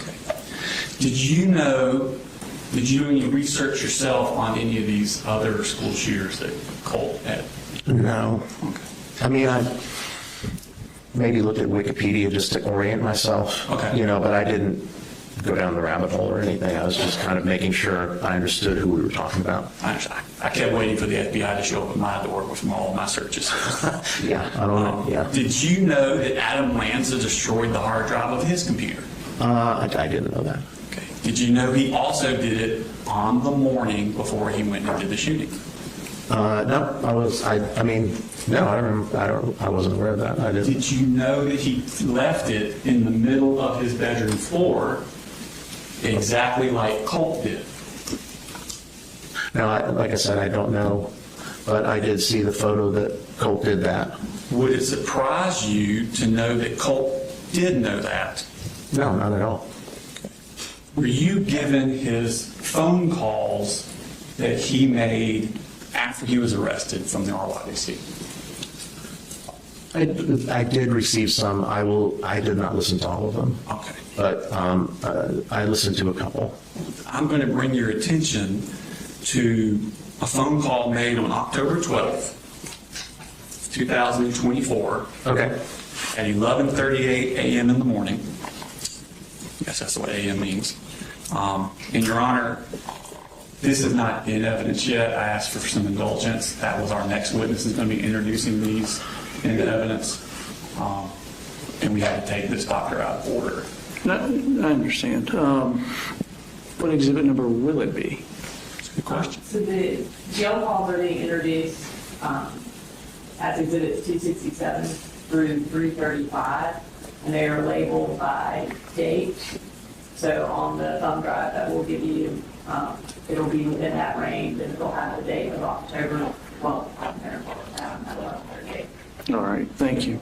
So this is going to be October 12th, 11:38 in the morning. It's a phone call between Colt and his mother, Marcy Gray. And we're going to play the clip part from 8 minutes, 34 seconds to 8 minutes and 53 seconds. Okay. Next comment, how could anyone look at this kid twice and think that he was just like Lanza? In quotes. I guess. So what they're doing is they're looking through posts on the internet, and people on the internet are comparing Colt to Adam Lanza. I got you. That's what they're talking about. Okay, thanks. People have been saying that. Wait till I moved to my room to get released and I see the computer on the floor.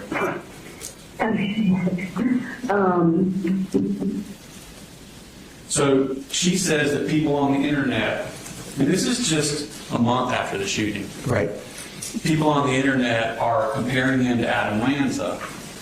And he says, wait till my room pictures get released and they see the computer on the floor. Right. That's a lot of forethought on his part. Oh, yeah, I'm not surprised at all. I mean, again, there was a lot of forethought.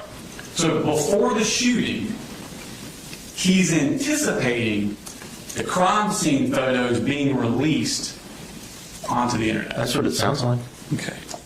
Did you know that Colt didn't just destroy his computer like Adam Lanza did, that he staged it to look exactly like Adam Lanza's looked? I was not aware of that, but I don't find that surprising.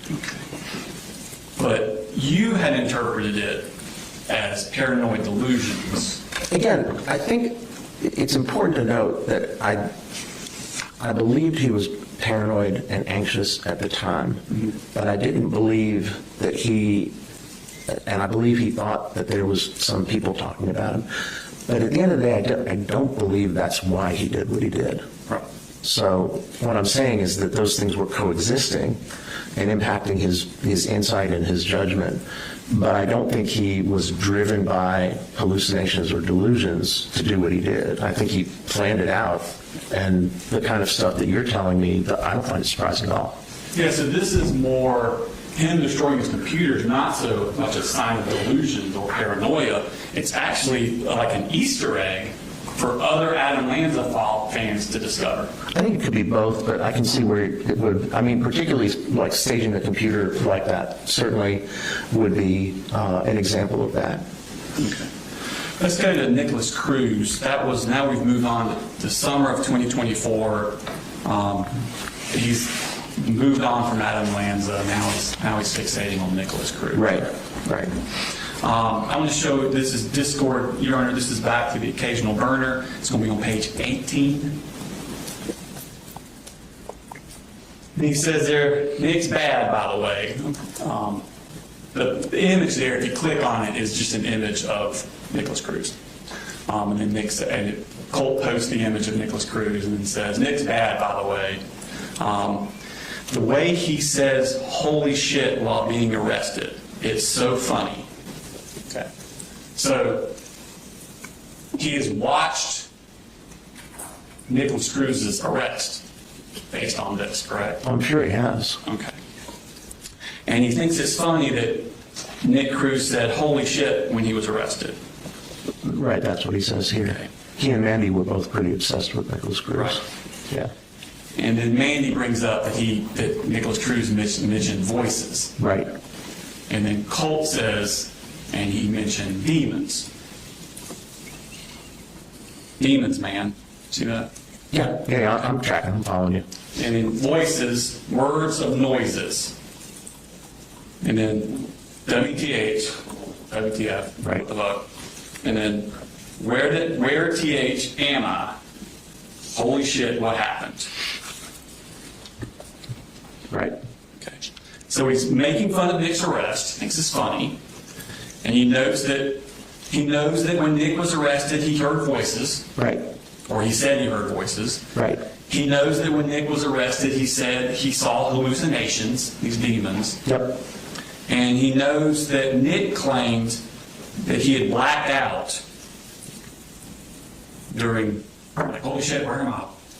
What happened? Right. Okay. Now, you listened to Colt's interview, right? Correct. Okay. And he said basically the same things. That he didn't remember. He was arrested. Yeah, that he didn't really remember. Well, that he heard voices, Yep. hallucinations, and he didn't remember. Right.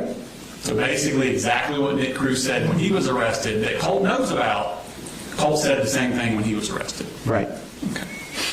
Now, did you watch the Nicholas Cruz trial, or did you look into that at all? No.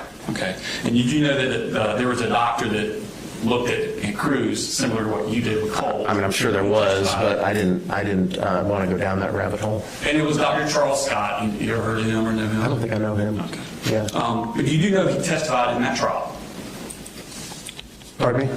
He testified in that trial. Okay. Yeah, I'm following. And Colt has seen all of that trial, hasn't he? Yeah, he said he used to fall asleep watching it. He's watched it numerous times. I think he told you he watched it 3 times. At least 3, yeah. I mean, he did. He said he used, like he said he used to fall asleep watching it.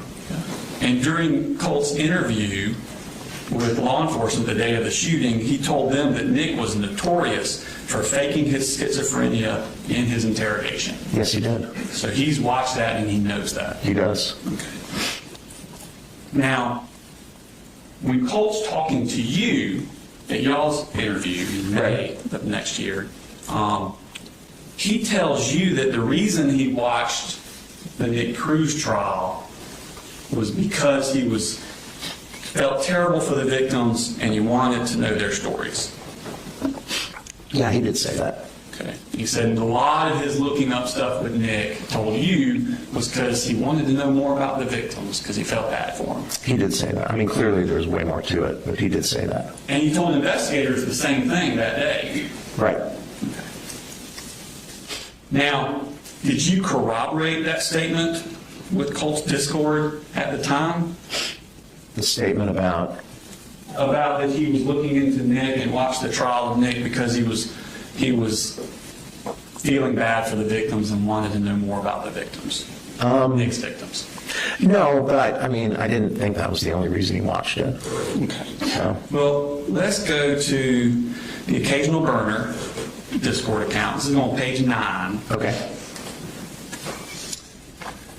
And this is Mandy. She's talking about when I watched the impact statements, I had so many panic attacks because, like, why do they feel the need to be so hateful? So these are the victims at Nick Cruz's sentencing giving their victim impact statements, Right. sort of like our victims did in this case. And you were here for No, that. I wasn't here for that, but I mean, I'm sure that happened. And then Colt says, if it wasn't for Nick, I would have blown my brains out months ago. And then he responds to her, I know, right? So inhumane. Talking about the victims, talking mean to Nick. That sentencing, yeah. And then she says, like, begging for him to get raped and killed. And he says, and people say Nick's the monster. Right.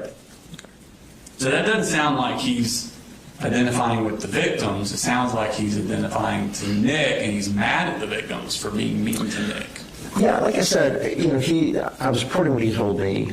It was clear, if you read the messages with Mandy, there was way more to it. I mean, it was a whole deep, intense, obsessed, even sexual thing. And the idea that he may have looked at researched the victims was always part of the kind of the TCC thing.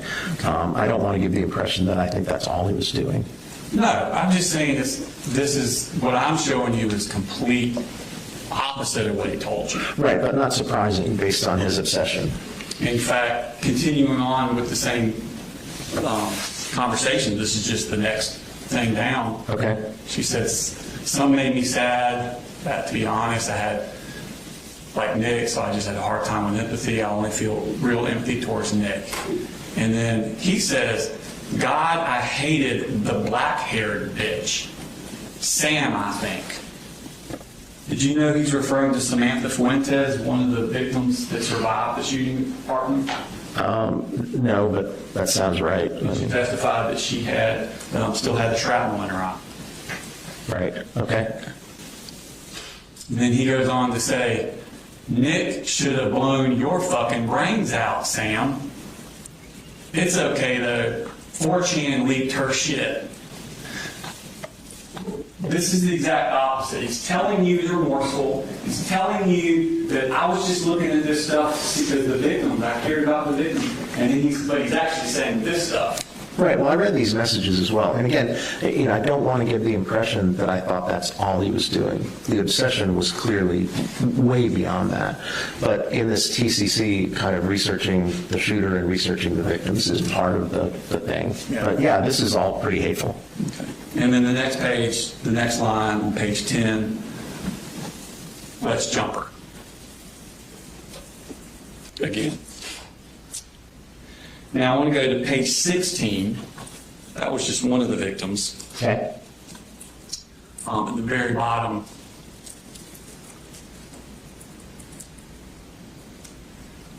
He says, one of the teachers across from Scott mentioned she locked eyes with Nick before he shot Scott and injured her. Now he's referring to Stacy Lipple. She was one of the teachers that was standing outside with Scott Beagle.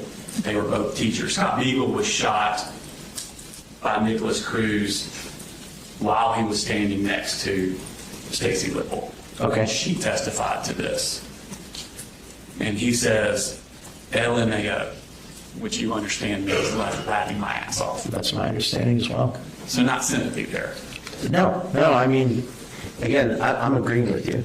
This is, in addition, there was a lot of really bizarre, distressing stuff that was going on in this TCC in all of those messages that I read. Yeah, let's go to page 31.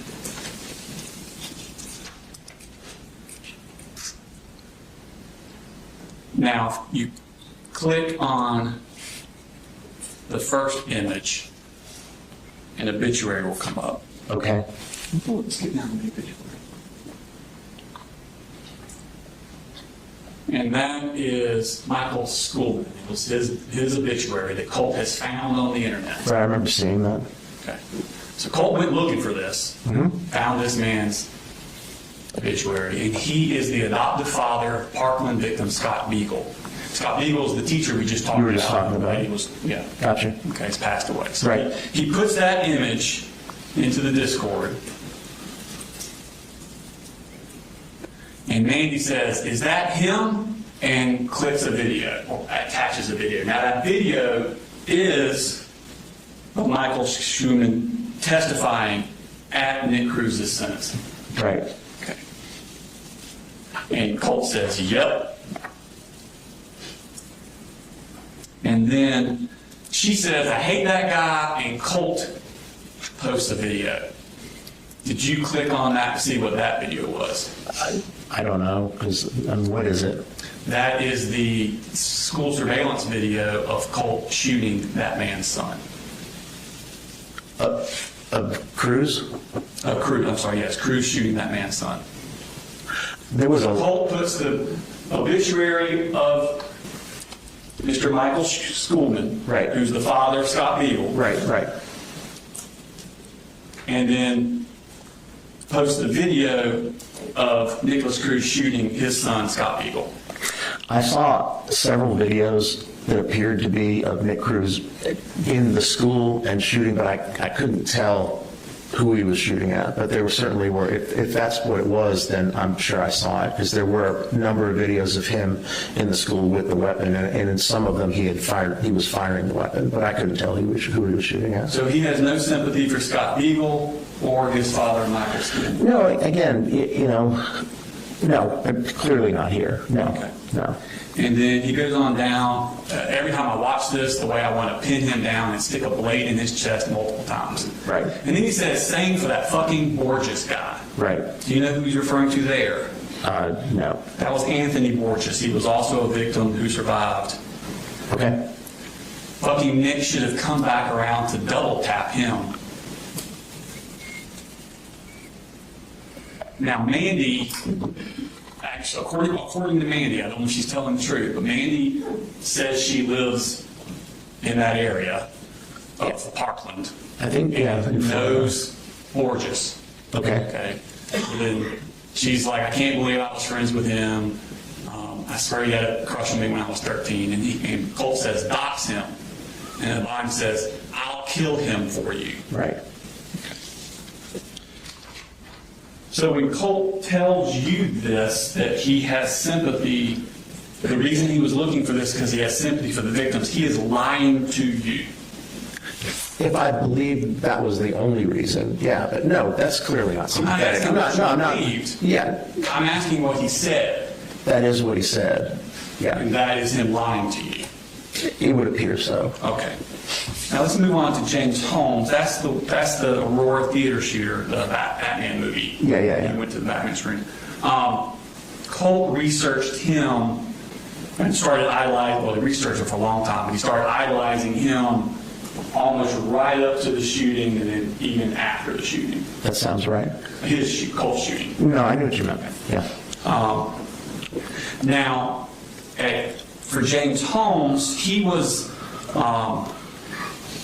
the people in your position for him were Dr. Jeffrey Metzner and Dr. William Reed. Do you know either of them? I'm not sure. Yeah. But they were the ones that evaluated James Holmes and testified at the trial. Right. And did you know that with the Dr. William Reed, they actually tendered video of Holmes's psychiatric evaluation into evidence? I wasn't aware of that. Yeah. So where like when you met with Colt and did all your stuff with Colt, Right. they actually videotaped it. Okay. When Dr. Reed did it, and that tape was put in the trial. Okay. Okay. Tracking. Did you know that Colt watched all of it? Not surprised. Okay. Did you know it was 15 episodes long, 8 hours each, according to him? Yeah, and again, it's consistent with this obsessive fixation. So yeah, I'm not surprised that he would have done that. Okay. In fact, he talked about that with his mom on the jail calls. Your Honor, this is on November 16th, 2024 at 11:23 a.m. This is from the 10:05 minute mark to the 11:18 minute. Thank you. So Galen, you know, obviously the usual email abuse and stuff like that. And I'm excited about his responses compared to that. Okay. And Okay. that I've really been hitting on James Holmes, and I think it's Okay. looking to him that he would find a lot that was correlated to me. Amen. Okay. I don't know anything really about him. Oh yeah, I guess every mental health person I've had with is like study James Holmes because he really images me into the bit like he's so effective in general mental things that. Okay, I'll read up on him. I wonder if there's a documentary on him. There's some, but a really good watch is his 15 episode long, and they're like 8 hours each. There's a recording of him and the psychiatrist, and pretty much going up the questions. Okay. I can probably find some stuff on YouTube or something. So remember, please how to get a book about him on Amazon? Yes, I will. I have that written down. So this is Colt talking with his mother, Marcy. And these are the two people you interviewed. These are your two sources. Yeah. Okay. And they're talking about this, and this is, well, months before they met with you. So this is October. This is November of 2024. Yes, so it would have been months before, correct? Okay. And he is actually watching and asked his mother to watch. A psychiatrist asked James Holmes questions, and James Holmes' response to that psychiatrist. Right. Wouldn't that kind of taint what you're going to do later on? It could, potentially. Yeah. Sure. Now, Holmes was diagnosed with schizoaffective disorder. Did you know that? Yeah, I was aware that he has schizophrenia spectrum disorder. And Colt told you that's what he had. He said that's what they had diagnosed him with, but I didn't find that in the records, actually. You didn't find that anywhere in the records? No, they diagnosed him with psychotic symptoms, but as part of a mood disorder, not schizoaffective disorder. And Colt said that Dr. Singleton was who diagnosed him with schizoaffective disorder. Right, he said that, but that clearly wasn't true. And did you see any mention of a Dr. Singleton in his reports? I didn't go through all of them, but so I don't know if there was a Dr. Singleton in there or not. So Colt is telling you that he was diagnosed with schizoaffective disorder. Right. The same one James Holmes had. Yeah. But according to his medical records, that's not true. No, and I don't think he said, I don't think he has schizoaffective disorder either. So. Did Colt tell you that he researched the evaluations and diagnoses of Cruz and Holmes? I don't remember talking to him about that. Okay, so he never volunteered to you that he had looked at their diagnoses and evaluations and that sort of stuff?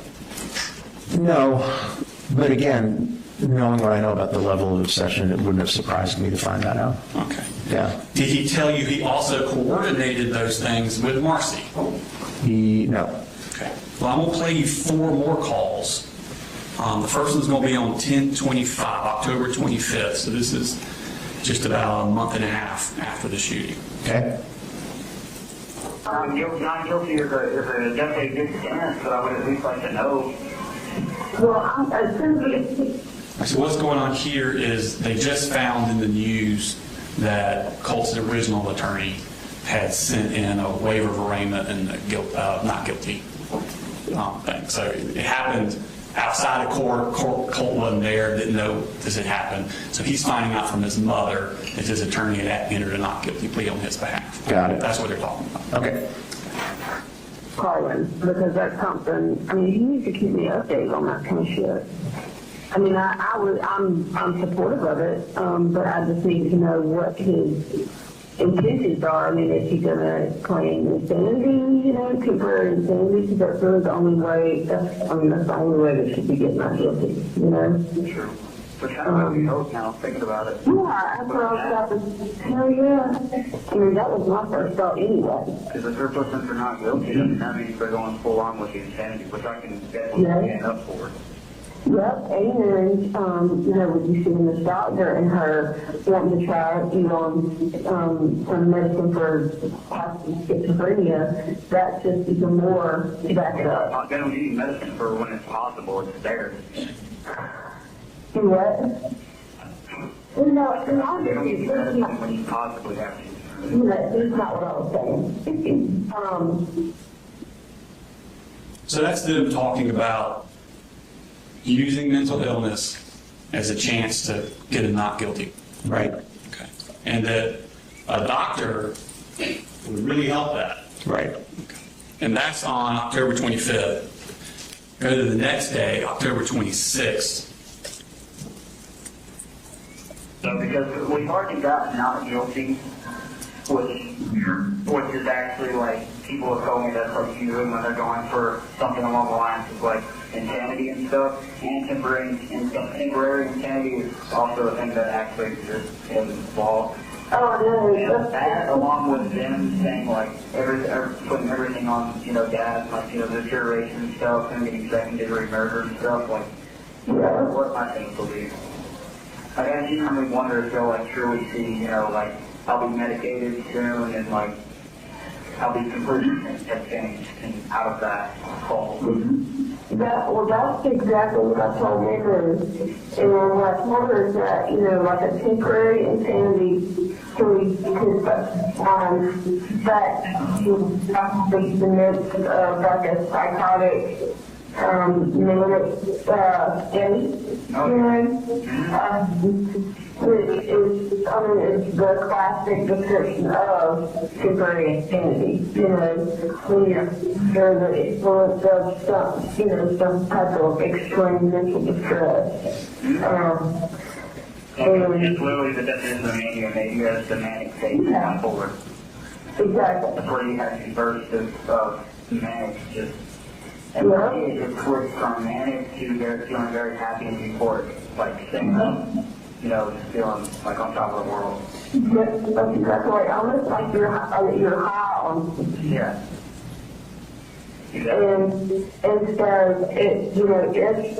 that plea is accepted by a jury, which, it's likely that it would be, of course, obviously, I'm going to cry regardless. I'll either cry from happiness or sadness, one or the other. So that's them talking about the possibility of not guilty by temporary insanity. Colt seems to know a lot about manic psychosis and psychotic and things of that nature. Yeah, he even talked about that with Investigator Smith right after he was using words like schizophrenia and And he's mania. telling his mother the symptoms of that. Right. And this is the person you use to corroborate those symptoms. That I used to corroborate some things. I never believed he was manic. I never believed he had schizophrenia. I never believed he was anywhere near the neighborhood for an insanity defense. It was never on the table.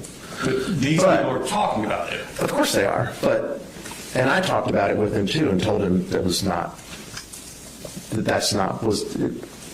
something that was feasible, and never, I think I even wrote in my report, they can talk about insanity all they want, but my evaluation of him didn't reveal any actual mania and didn't reveal a diagnosis of schizophrenia and didn't reveal sufficient symptoms to warrant an insanity, temporary or otherwise, finding.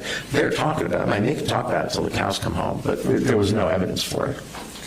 And then on the next month, November 24th, they talk again.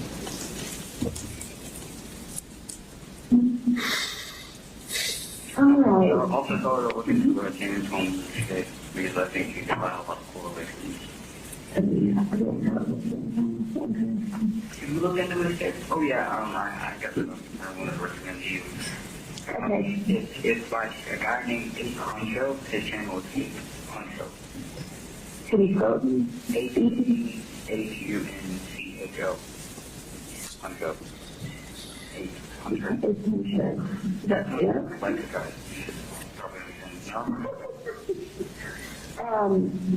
So was he a serial killer or what's his story? James Holmes' mass shooter, the Aurora theater. Yeah. Oh. So what is it? It's Huncho. The channel made it. I was saying, I didn't hear you say that. I've never heard of that channel. Is it online? I thought you were saying it was like Netflix sort of thing. Okay. So that's a good James Holmes. James Holmes, a Honcho. Okay, got it. He comes about a theater in the title. Yeah, okay. Try to, anytime you see something like this, I think you can notice where it's being and kind of suffering from the same thing. I always thought that was kind of very interesting story when that happened. He's really good. Really smart guy, like going into college and stuff, and then when you have to get their shit caught up with him, dropped out and caught up with theater. When it first happened, I read a bunch about it, but it's been a long time, I feel like, since I read anything about it. Yeah, like I said earlier, he's like the stereotypical, schizophrenic man with the gun. Yeah, exactly. Okay, so here he's now telling his mom to watch videos of James Holmes, looking for the similarities between Colt's mental state and James Holmes. That's what it appears. Okay. And again, the next month, on December 5th. All phone calls are subject to monitoring and recording. Still have $47.14. Thank you for using Amcal. You have $47.14. Sorry. Yes, you did. So we were watching it last night. I ended up falling asleep. But I'm going to finish the parts that it see. Let me walk through with me yet. It looks like Hunter, right? It's British guy. Huh? The British guy, right? Like you? The narrator? Yeah.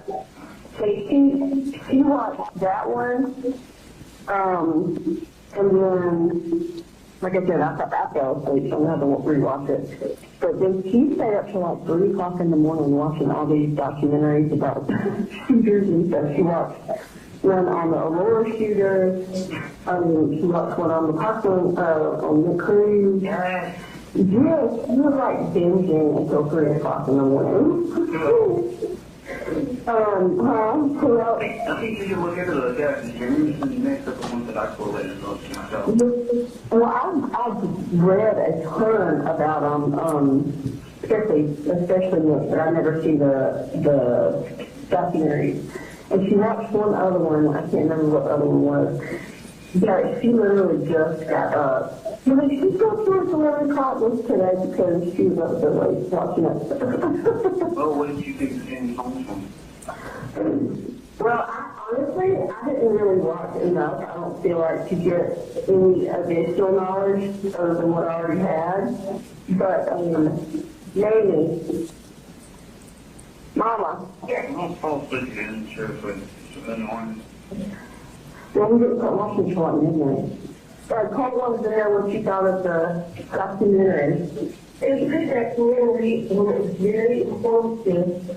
I did see some things in What is the chance to see? nothing. She said that it was very informative. It's not like she was doing a book of words. It was very informative, and I saw a few things that were similar to Colt, but not a lot. No, that's my news. Are you ready to name his grandmother, Deborah? That's what I guessed. Now, all of these calls were before any of them talked to you. Right. In fact, you talked to Colt on May 16th for the first time of 2025. That's it, yeah. So months after the shooting. Right. Okay. And he'd been in RYDC the entire time. Yes. And was being treated by them. Yes. And Colt is telling you all these symptoms that he has. Right. Psychotic symptoms. Right. Okay. And you find out he hasn't told the people that are treating him these things. That's what he told me, yeah. Okay. Now, is that telling you one thing but not having told his treatment providers, is that a symptom of malingering? That's a symptom of malingering. No, because if you're hiding symptoms, that's different than malingering. But again, Well, no, I'm saying malingering to you, not malingering to them. I'm not saying he's lying to them. let me make sure I understand your question. What I'm saying is when he's telling you he's had psychotic symptoms, Right. but he hadn't told anybody treating him for months about it, Right. isn't that a symptom that he's malingering to you? It's possible. Now, malingering is generally to avoid punishment. Right. Or There can to be get other- something.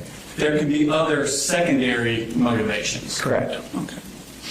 And hallucinations and delusions are the most common symptoms to be malingered. Right. That's There's what, no like brain scans for that.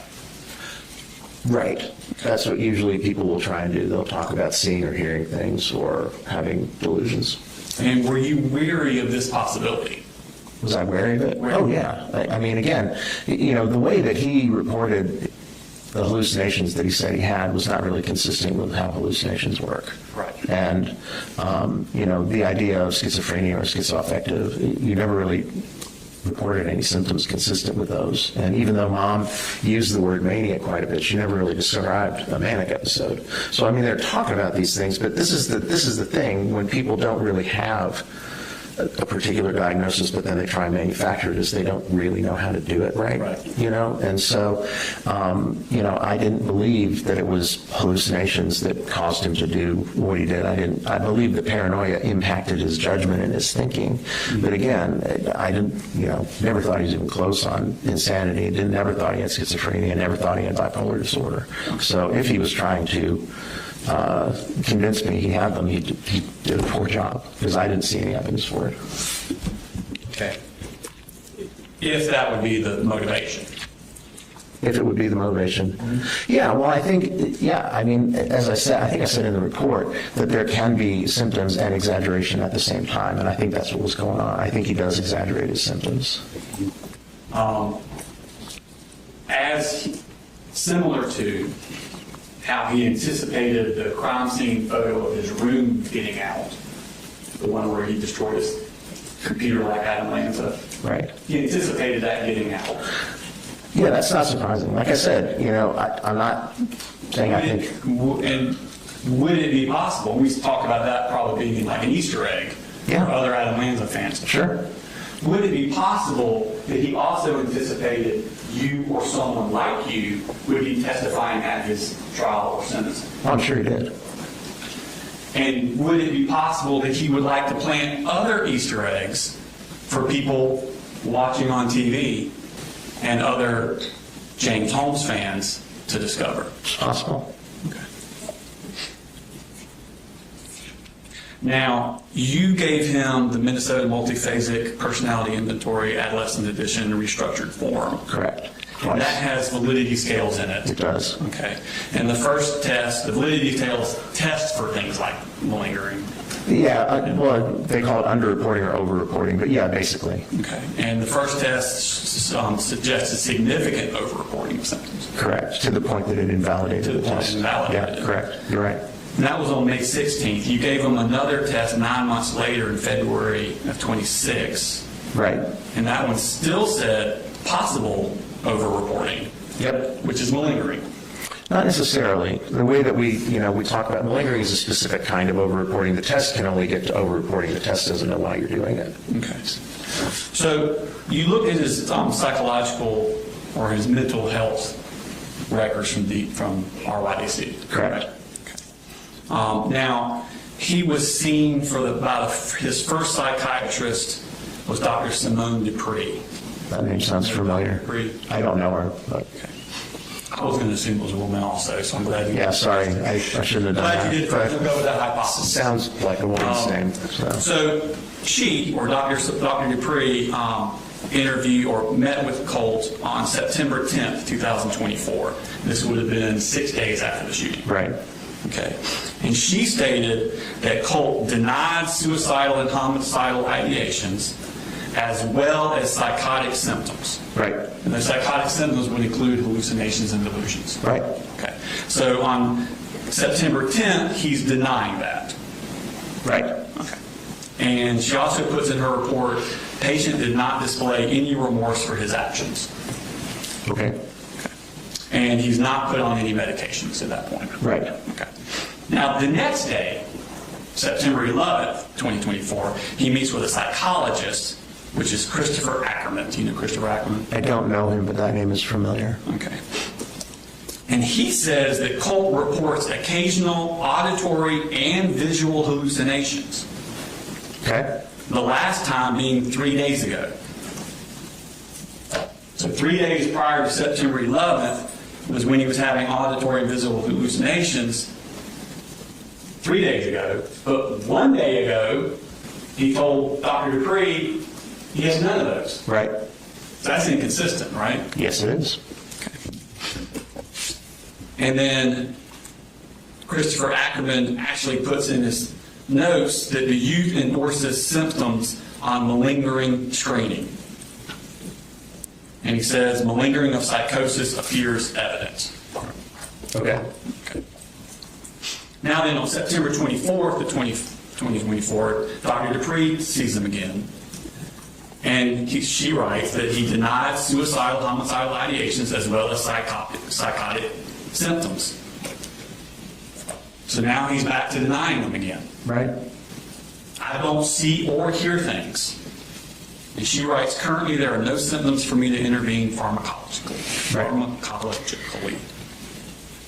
And gives him no medication. Right. Okay. The next month, he says, Dr. Dupree sees him again. This is October 22nd. And now he's saying, I hear voices telling me to see what you have done. It's all your fault. At times I see black shadows. And she knows that the patient's mother will be contacted regarding symptoms reported. No medication. So this is on October 22nd. Right. He tells the doctor that he hears voices. So it's the first time he's told his doctor that. Sounds like, yeah. And she says, I'm going to contact Mom. his mom and tell him about her about this. That's on October 22nd. Okay. Now, the phone calls between Marcy and Colt were 3 days later, October 25th and October 26th, discussing not guilty by reason of insanity. Right. So the first time he tells his doctor, I'm hearing voices, I'm seeing things. 3 days later, he's on the phone with his mom talking about getting not guilty by reason of insanity. Right. On November 12th, so the next month, Dr. Dupree sees him again, and he says, something happened yesterday. I felt that everything was muffled. I felt that I was like in a tunnel, heard whispers berating me. But he denied psychotic symptoms. And she writes, youth endorses symptoms on malingering screening. What's that last word? Malingering screening. Screening. Oh, screening, I'm sorry. Test. Yeah, I don't hear well They gave him a sometimes. test to Got test it. for malingering. Yeah. And he indicated they had symptoms of that. Okay. And still don't give him any medication. Okay. The next month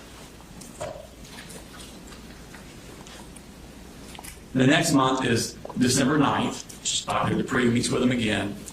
And he tells her, I see frogs in my room, Tuesdays and Wednesdays mostly. I close my eyes and they disappear. They don't come on other days. And she writes, one does not hallucinate on specific days and be free from them on other days. Right, that's a good I'm example. saying. Yeah, and that's a good example of someone that doesn't know how hallucinations work. Right, so he's lying to Dr. Dupree about the Sounds like, yeah. And again, I feel like I need to coming back. I was clear in my report. I think he makes things up. Right. I think there's some level of paranoia, but then some of the more outlandish stuff, I never really believed.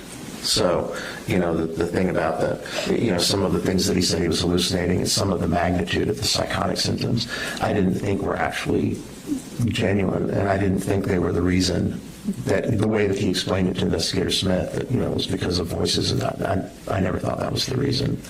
Now, on January 6th, they meet, still no medication. Right. February 4th, they meet, still no medication, because he's not telling them things for them to medicate them, correct? Right. Okay. February 5th, of 2025, he's actually transferred back to Christopher Ackerman, the psychologist, because they're not using medication. Okay. Okay. They actually say transferred to him as patient because he's not prescribed meds. And youth is stable, doing well behaviorally and emotionally. Right. Then on April 11th, Colt claims to Dr. Ackerman, that he claims to smell gunpowder and sees shadows in his peripheral vision occasionally. And Dr. Ackerman says that the youth endorsed a high number of malingering items on SIRS, S-I-R-S, a few months ago. And that's the structured interview of reported symptoms test. Right. And that's another test for malingering. That's exactly what that test is for. And he has no medications. Right. Okay. And that's on April 11th. You then meet with him on May 16th for Right. the first interview. Yes. Okay. 12 days later, on May 28th, that's when he goes to Christopher Ackerman and reports increased anxiety, would like to be considered for possible med referral. So after he's met with you, he then goes, like you told him to, Right. goes to Dr. Ackerman and says that he has increased anxiety. Right. I think that's something he actually did have. Right. But Christopher Ackerman, Dr. Ackerman says that his speech was normal tone rate, his thought process was clear and goal directed. Right. He did not appear visibly distressed. Okay. Put that in his notes. Okay. No psychomotor agitation, effect was neutral, calm. Right. So he's saying, the child's telling me this anxiety stuff, but I'm not seeing any physical manifestations of it. Okay. And he goes on to say, exacerbation of anxiety symptoms. He believes he needs medication to help cope with since he's overwhelmed. Right. But again, no medications. Okay.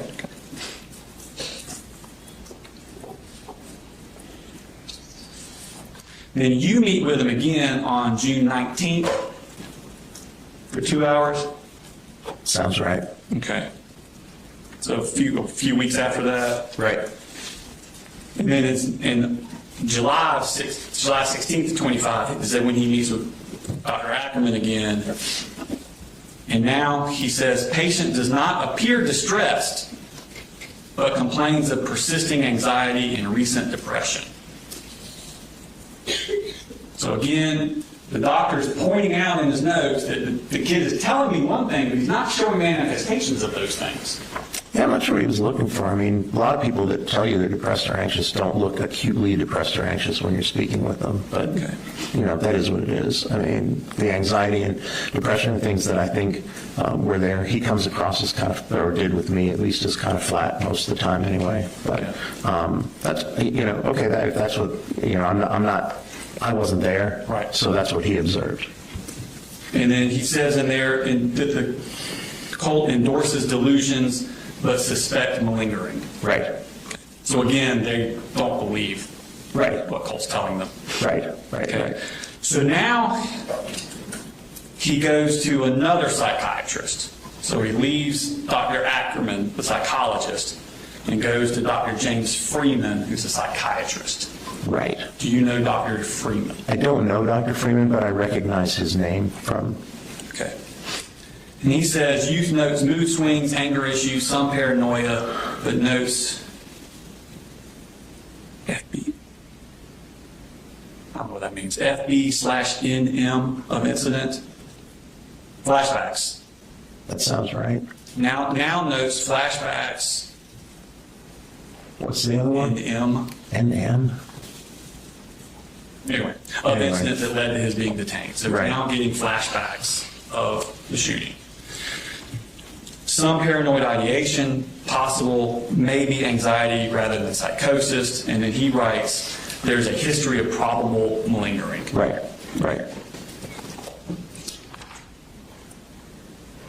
Then in October of that year, October 1st, he meets with Dr. Freeman again. Patient now states he sees a figure.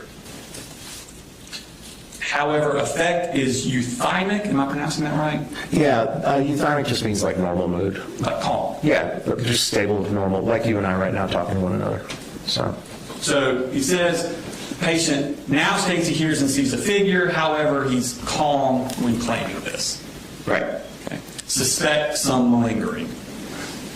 Yeah, I think people can be calm and report hallucinations, but I think they were responding more to what the content he was claiming to see, because those don't sound like real hallucinations. Yeah, and then 2 weeks later, they meet again on October 15th. He says some continued issues, a bit vague on symptoms. And being vague on symptoms is a sign of malingering also. It can be, yeah, it can be. And again, the mistake people make most of the time when they try and malinger is that they don't really know how the disorder they're trying to malinger works. So they don't do it right.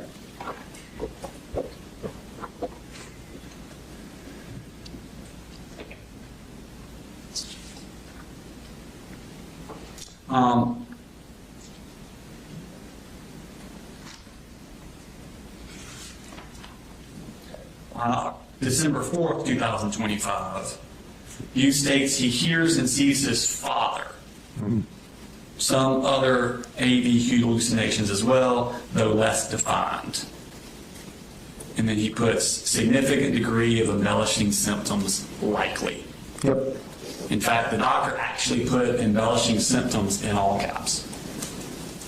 Right. I saw that a few places in the records. That'd be significant, wouldn't it, that they put some words in all caps? I suppose, yeah. Okay. I think he was right. So. Again, on December 29th, 2 weeks later, again, Dr. Freeman likely embellishing and or malingering of psychotic symptoms. Right. Keeps trucking on through the next year. We're now into 2026. Again, now this is March 14th, 2026 with Dr. Freeman. At this point, he says, when event briefly discussed, so I guess they're talking about the shooting. That would be my guess. When event briefly discussed, youth did not express remorse or seem emotional. And then he wrote, if 18 would likely meet criteria for antisocial personality disorder. Yeah, I'm not sure I agree with that. I mean, malingering doesn't make you antisocial, but Well, okay. I don't think he's saying it's because he's malingering. He just says that 18 would likely meet criteria for Yeah, I'm not sure where he's getting that, but okay. And I think you testified earlier with personality disorders, they're too young at that age to actually diagnose with somebody. Right. Because the personality is not really finished. You know, it's not all the way done yet. But apparently Dr. Freeman is seeing signs of that at this age, but can't diagnose him because he's not 18 yet. That's what he's saying. Yeah. I mean, that's what I believe he's saying is that I think he's saying if he was older, he would diagnose him with that. And someone with antisocial personality disorder is also a higher risk for malingering, correct? Correct. Okay.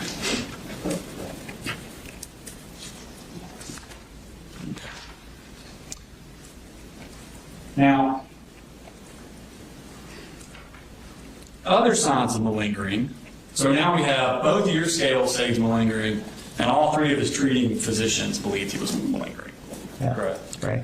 Other signs of malingering are inconsistencies and contradictions, correct? Can be. Okay.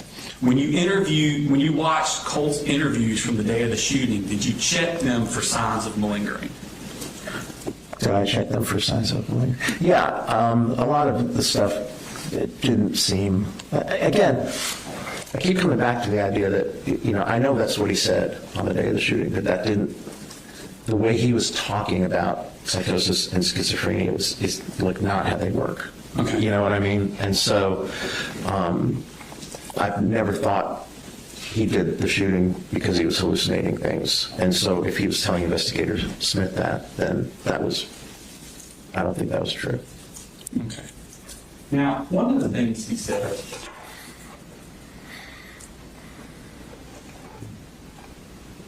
he tells the investigators that his dad had hid the gun from him.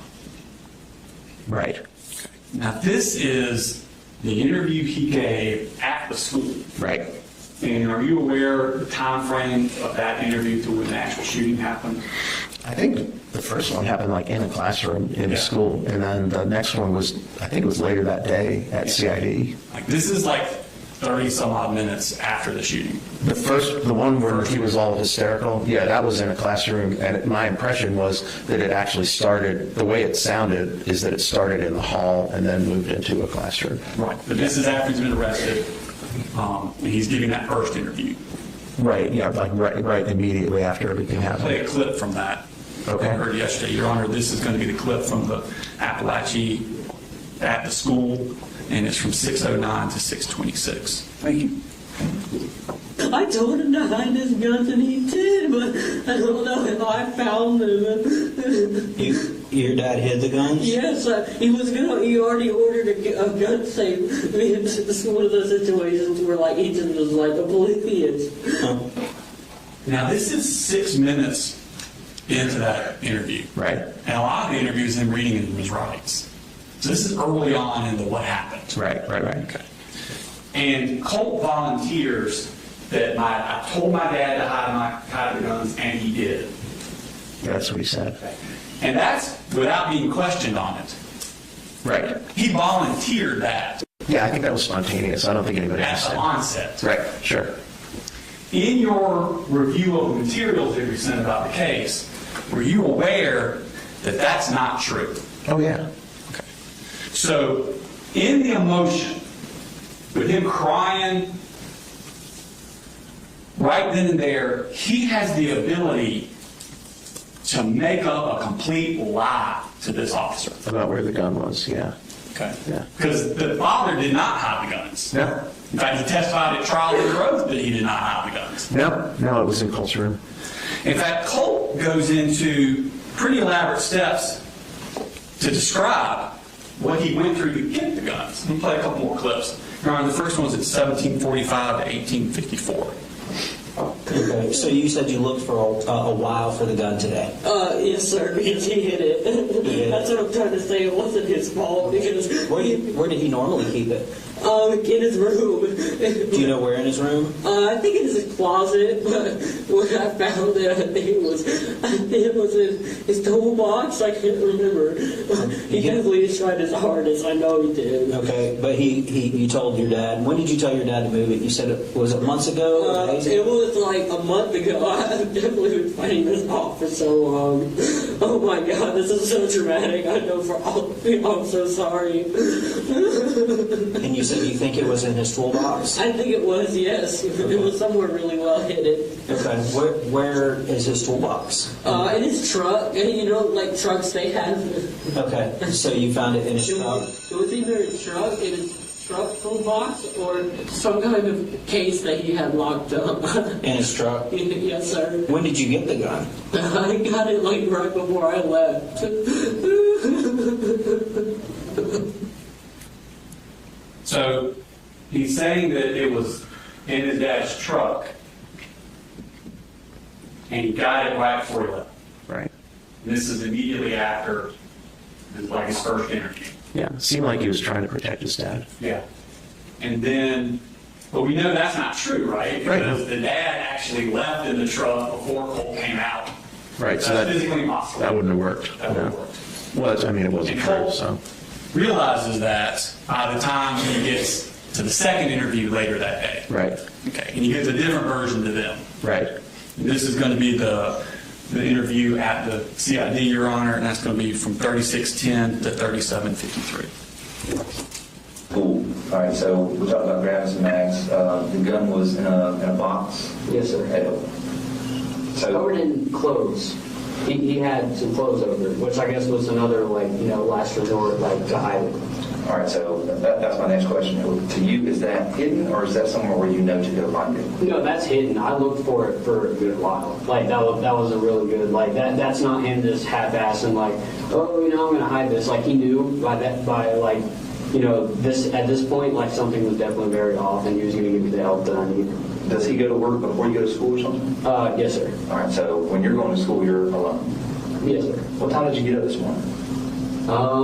I didn't get up this morning. I've been awake for So you just stayed up all night?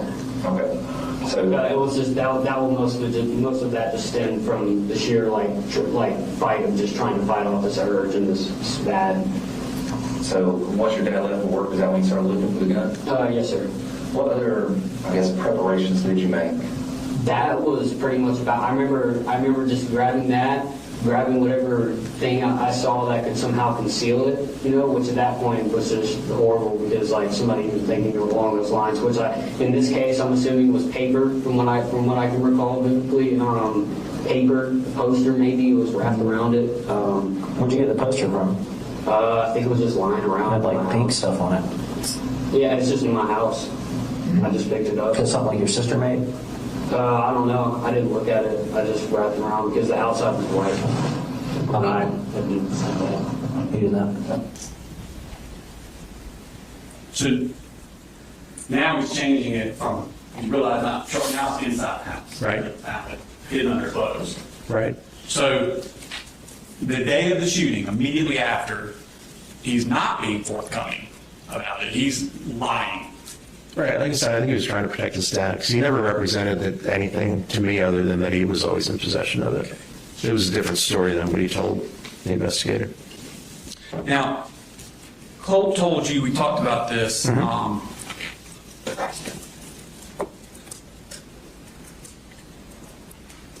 about the computers, destroying his computer. Right. And he told you that government agencies were surveilling it. Yeah, that's what he thought. Suspected. Those in the hallway where you were laying at. Sorry about that. But he told investigators that the teachers had somehow gotten into his computer. Okay. He made no mention of government agencies to No, he didn't. No. Okay.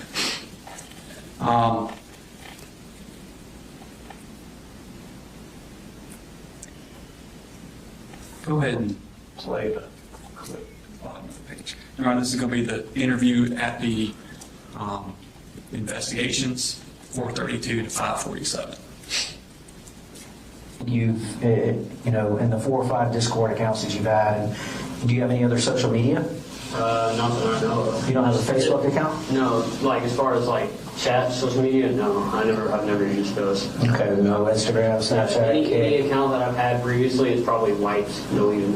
Okay. But not recently, no. Why did you wipe and delete your accounts?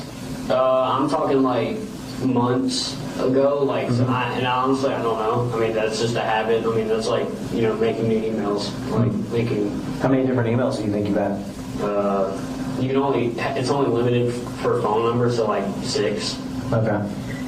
What's your current email address? I have 3, I think. Do you know what? Yeah. What are your 3 email addresses? They're at Gmail, but I know 2 of them I can't remember, but I know the other one was more of like a burner. I think it was Declivity Decentralized, and I can't remember the set of numbers. Okay. Declivity? Yeah. What does that mean? I don't know. It was like really unique words.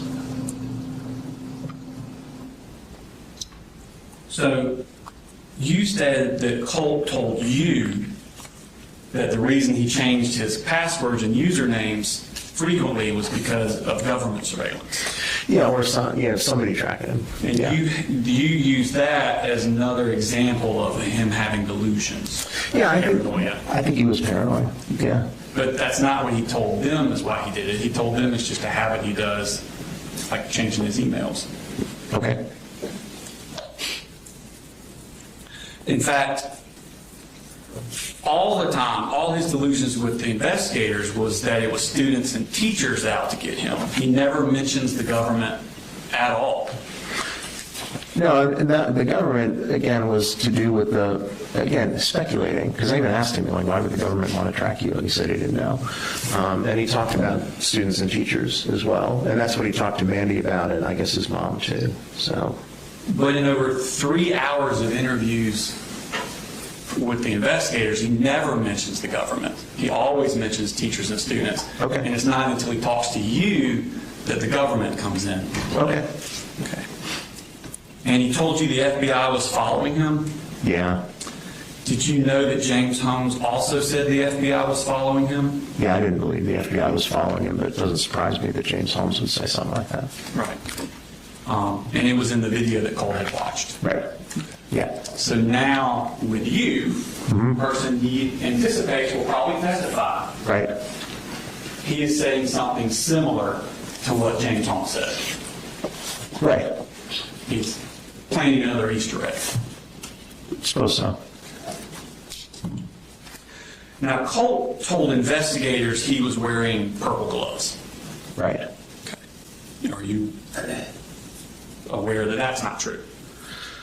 I only saw a little. You may not, because I don't know. Yeah, I only saw a tiny clip, and it was when he was being arrested, so I didn't know whether that was true or not. Okay. Well, let's play the clip.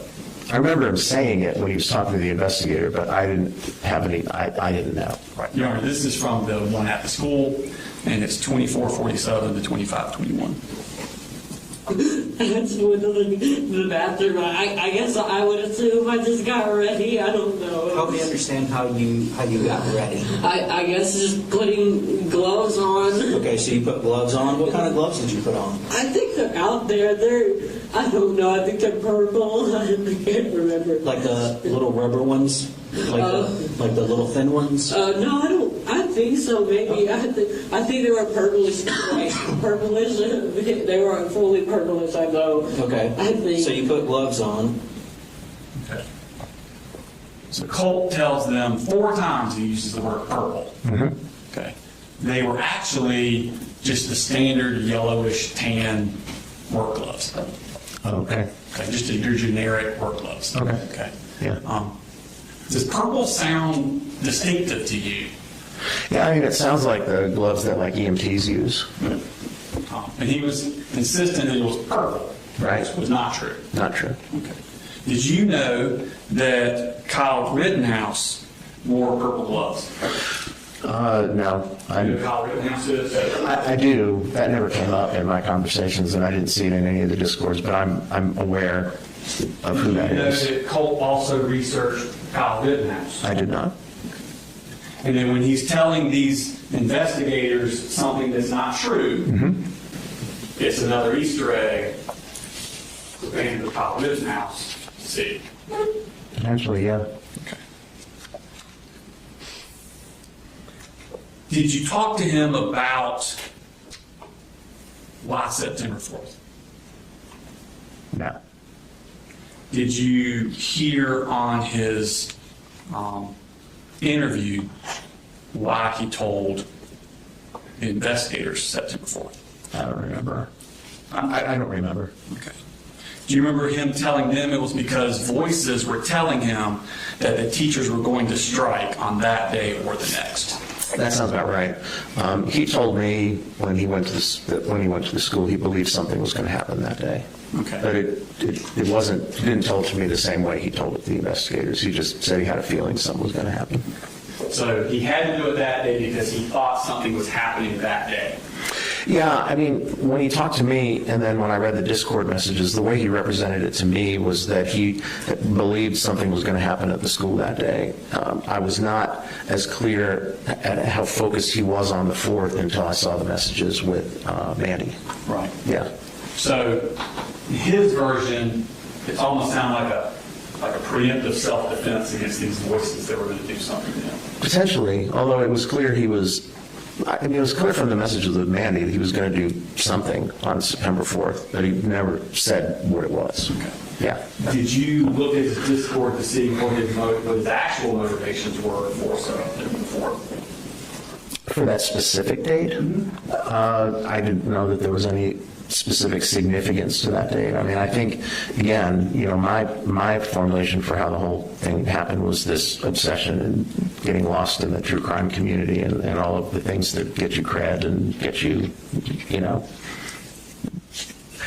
noticed in that group, and, kind of just disappearing into that subculture where different things are valued. I mean, I never thought it was because of psychosis, but Okay.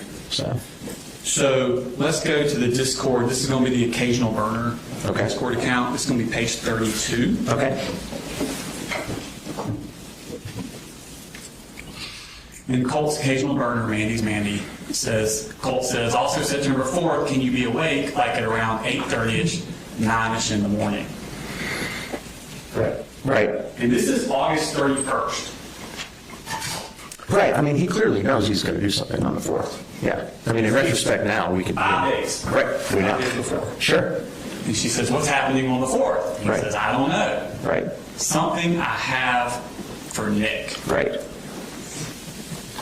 That's not anything about voices, teachers, students out to get me. It is something I have for Nick. Right. I think that's... That's his motivation. Right. 5 days before. Right. Okay. I think that's probably right. So on the next one, this is going to be page 33, Your Honor. So they're upset because they've Mandy and Colt have sent messages to Nick and he's Right. not responding. Yeah. They're upset about it. Right. So like how the fuck are they not responding? Like it's just a slow ass company saying how, whatever those words are. Something better to do. Because like if I'm in prison, I'm writing back every single one of them. Right. And then the next thing he says is, I'll fix this, all of this, just give me a few days. Right. Ha, I'll surprise you. And at the bottom of that page, he says, sorry if I seem distant. I had to clean up a few things. The 4th is indeed approaching quickly. Right. So he's upset that Nick Cruz is not responding to him. Right. He's upset too. And he says, I'll fix this Right. in a couple of days. Right.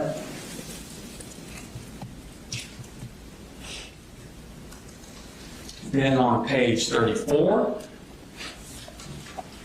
he says, again, this is the September 2nd, so now we're 2 days out.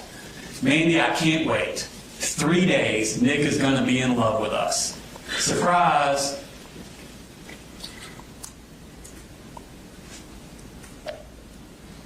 LMKAO, laughing my something ass off. Yeah, I don't know what the K is for. So again, this is so Nick will be in love with him. Right. No mention about people at the school conspiring against him, teachers are going to get him on that day. It is all to get Nick Cruz's attention. Right. You and I have been agreeing about this for about an hour Yes, now. sir. Okay. I'm just saying. I'm just piling on. I know, you are. I get that. But I'm just saying, you realize we're agreeing over and over and over Absolutely. again. Okay. Page 36.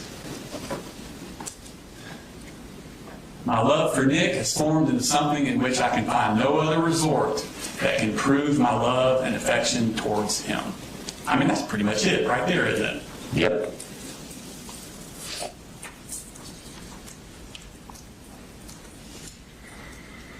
But by the force, let's go to page 40.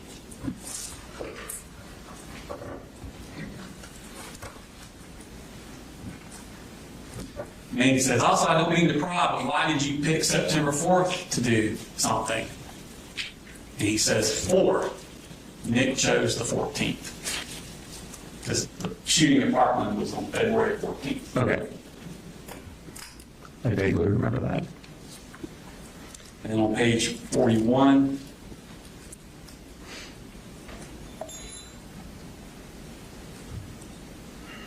he says, he showed a clip of somebody running. He says, me as running away from the police on the 4th. And he says, fun fact, September 4th is a Wednesday, same weekday that was on February 14th. Right. The day Nick Cruz did it. Yep.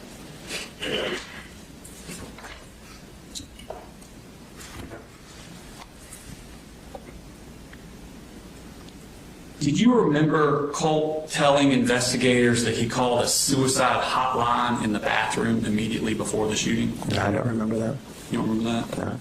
No. You wouldn't know this. I don't think you do. Did you get a copy of his phone records?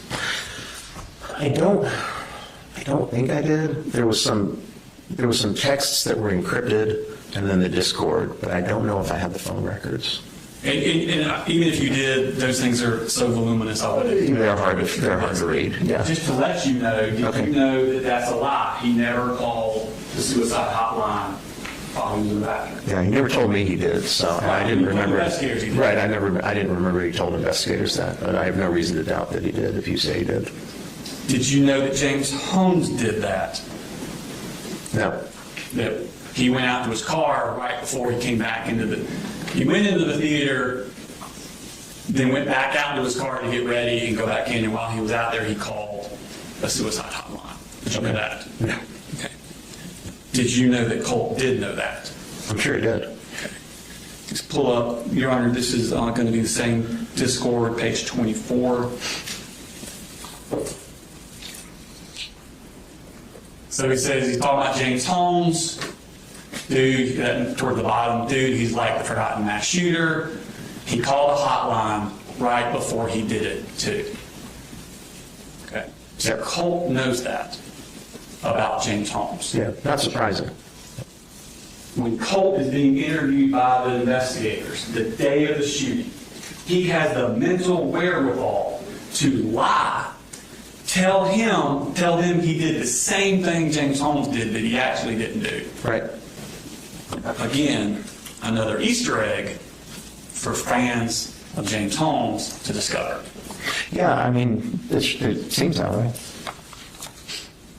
Again, since I didn't go down that rabbit hole, I mean, I wouldn't have known these things, but the way that you're framing it and characterizing it, I mean, it makes sense.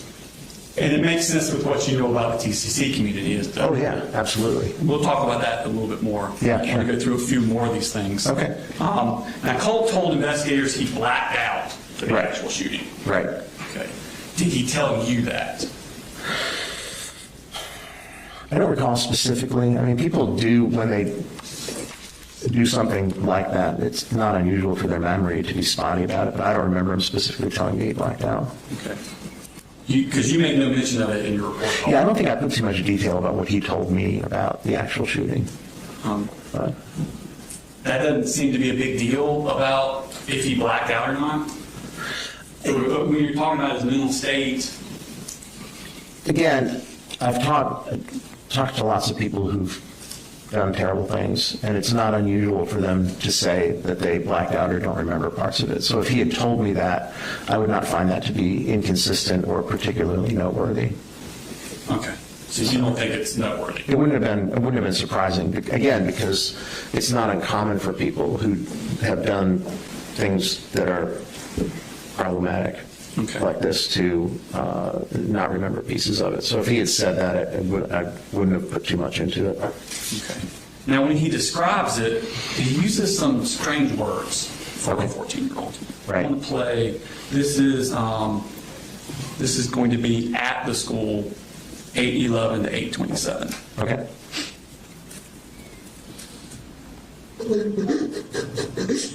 Where's the bathroom that your book bag I was think in? it's down there. I completely just became decentralized through all of it. I came back and I was on the floor.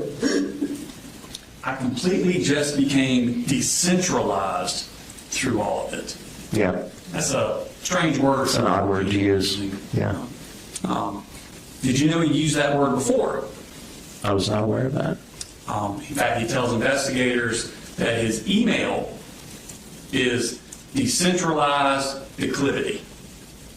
Right. I did remember that. Yeah. Or declivity decentralized. I think it was the other way around. But So because they asked him what declivity meant, and he said he didn't know. he says he blacked out during the shooting and uses the word decentralized. Right. But he had the wherewithal and the forethought to, before the shooting ever happened, to make an email account with that same word in it. Yes. It's almost like he can predict the future. And by I'm not predicting the shooting because we know he was planning that. Right. Predicting the blacking out part. Potentially, again, yeah. I mean, I don't know if he knows what the word means, but I think he goes on throughout his interviews and says phrases, transformed into a state of psychosis. Right. Says that twice. yeah. Almost a blackout state of mania psychosis. He says that once. Right. That's not a thing. And one time he says, like psychosis state of blackout, because that's an actual thing that people can have.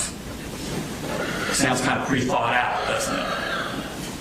Yeah. I mean, he's clearly, there's no question that he's researched mental disorders. But it seems like he already has those things ready to say.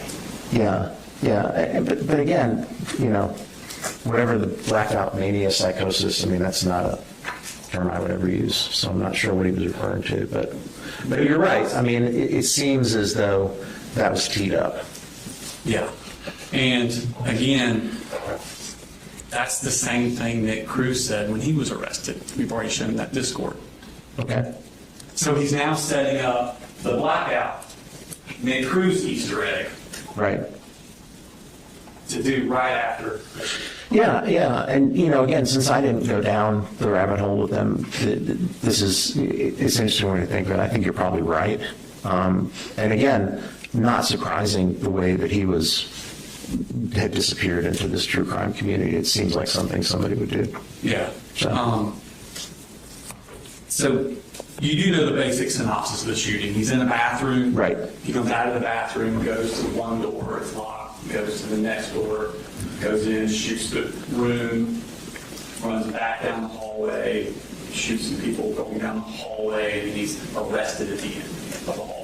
Right.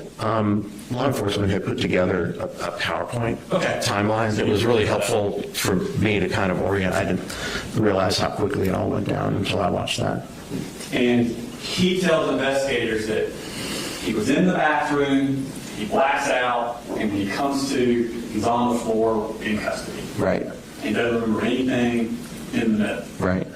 And that's what he describes to them. Right. But that's not what he says on jail calls the next month with his mom. And this is going to be on October 21st, 8:24 p.m. from 10-minute 10-second to 12-minute 14-second.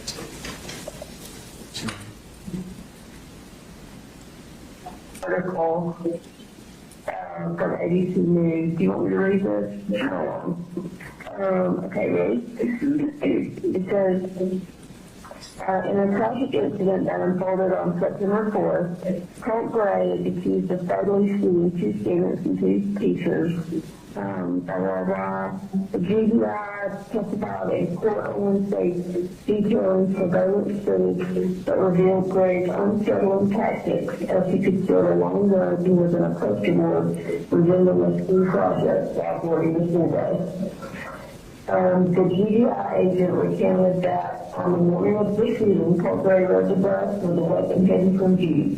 After arriving at school, he reportedly left a notebook on his math desk that outlined the plan for the shooting, just like you said the other day, including estimated casualty counts and sketching of the classroom layout. Gray then proceeded to the restroom, emerging with gloves on and the poster board covering the AR-15 style rifle, which was allegedly tried to conceal. As he attempted to re-enter the classroom, a classmate spotted him through the door's window, prompting her to alert the teacher and initiate a lockdown. So apparently they talked about how you left that notebook out on your desk. So that's basically how you were just like putting it out there and everybody was just something oblivious, you know? Yeah. Okay, and the rest is nothing there, it's just talking about the being part. Okay, well, that's what I can account for. It's one of the first things I told you left there. It wasn't a student, it was the teacher who was at me through the window. And the door was open, it could easily enter, but I just turned and... Really? Yeah. Okay, I thought you were locked out. Seems to me he now has pretty clear memory of what happened. Right. Okay. There's another call the next month on November 11th. This is 8:25 p.m. from 8:53 to 9:46. Yeah, you want me to do the post first? Yeah. Because there's a bunch. Actually, no, the article, yeah. You do the article, okay. You coming Tuesday again? Girl? Yeah. You know it. Okay, the first one. No, second. I'm second here. It says Apalachee survivor recounts the moment that shooting suspect came banging frantically on the classroom door. What? No, that's bullshit. Ashland Dosa. You heard someone called me Ashland? No, but I did not. I know for sure I didn't bang on that fucking door. That was probably the gunshots in the other room. Probably. Again, he does have memory of that. He did not lack it. Right, he never represented to me that he had blacked out. When we discussed the incident, there was never any indication that he didn't remember. No, he told Investigators. Yeah. I'm just pointing out that and that's not what I Ray got. for Nick Cruz fans. Sure. Seems like, yeah. So we talk. Let's go into the TCC a little bit. Sure. You're familiar with it. Heard about it from Colt. Did he tell you about it? He told me about his involvement in it, and then I did a little poking around to it. So you also looked into it. Yeah, I wanted to know something about it. What did you look at? What did you find? I knew some things online. CNN did a thing about it recently. I watched that. There was actually an article, I think, that the state provided. The one about Peter Smith? Yeah, that one. So that was interesting. And then just kind of poking around online, trying to find out what I could about what this was. And so basically help the judge understand it's an internet subculture. yeah, it's a group, mostly teenagers and young adults, who are obsessed with these school shooters to the point that it becomes, obsessed is the best word, but it becomes kind of all engrossing, even sexualized at times. It's pretty disturbing. What are some of the activities that these? They do a lot of research. They do a lot of trying to find information and media that have to do, you can obtain a certain level of credibility by having information other people don't have. The people in the community tend to focus on one or another person. Sometimes they'll shift like Colt did. And then, he was speaking with Caitlin. Caitlin was obsessed with Adam Lanza. Mandy was clearly obsessed with Nick Cruz, as was he. And that's kind of typical for how it goes. But again, the relationships become, there's an idealization of the shooters. There's a minimization of the impact on the community and on the victims. And then there's almost like I can't think of a good way to describe it, but almost like a wanting to be similar, sort of a joining or wanting to be, with the person or recognized by the person. As I said, even sometimes it became sexualized in some of the texts. I think I put this in the report between Mandy and Colt. They even talked about doing various sex acts with Nick Cruz if they ever got there. And that's kind of the level of obsession and intensity that you see. And in the messages with Caitlin, it was very similar. Those were the two sets that I focused on.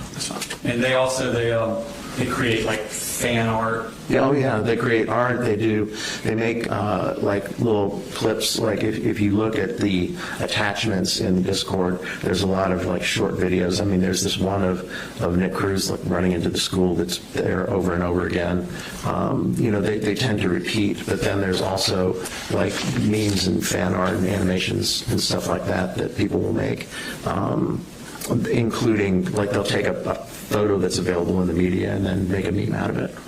Because on a psychological level, does participating in this community, does it give the people in it like a sense of social connectedness? Yeah, I think it does. I mean, it's dysfunctional, right? But I think there's a piece of it where people kind of are drawn to it. It's mostly kind of disaffected, damaged people. I mean, I don't think there's any super high functioning people that are spending their time doing this.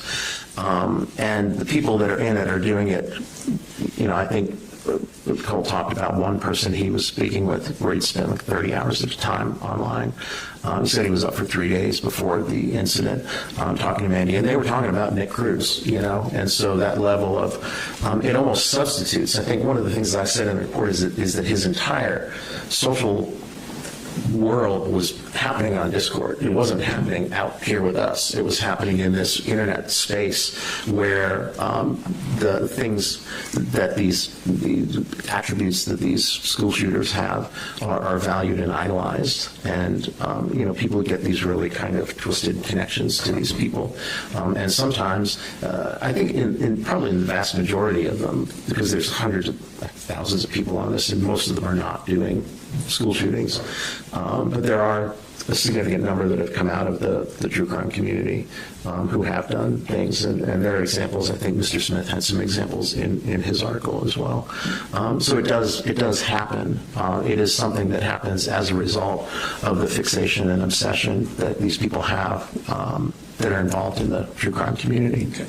And there's not only with the emotional appeal, there's an aesthetic appeal that these things are edgy and cool, and that's kind of what appeals people to young kids to it. I think sometimes it starts as like, and it's because there's no shortage of interest in true crime. There's, I think Headline News runs Forensic Files like 24 hours a day, so there's people out there watching this stuff. But there's people that have kind of an interest in it because they're actually interested in kind of how people's minds work, and then there's people that kind of go at next level and start to identify as opposed to just being interested. Someone like myself, I'm in the forensic psychology business, and so I'm interested in why people do things the way that they do, but I don't get obsessed with them or want to emulate them. So there's a difference between people that are out there in the community that are just interested in this and people that kind of maybe start there, but then kind of go into this online space, and particularly if you're somebody who's already kind of an outcast, already kind of disaffected, already kind of functioning not at a great level, to be drawn into this and then to be able to, kind of become a different different person in there, and get credibility and get admiration and get friends to talk to.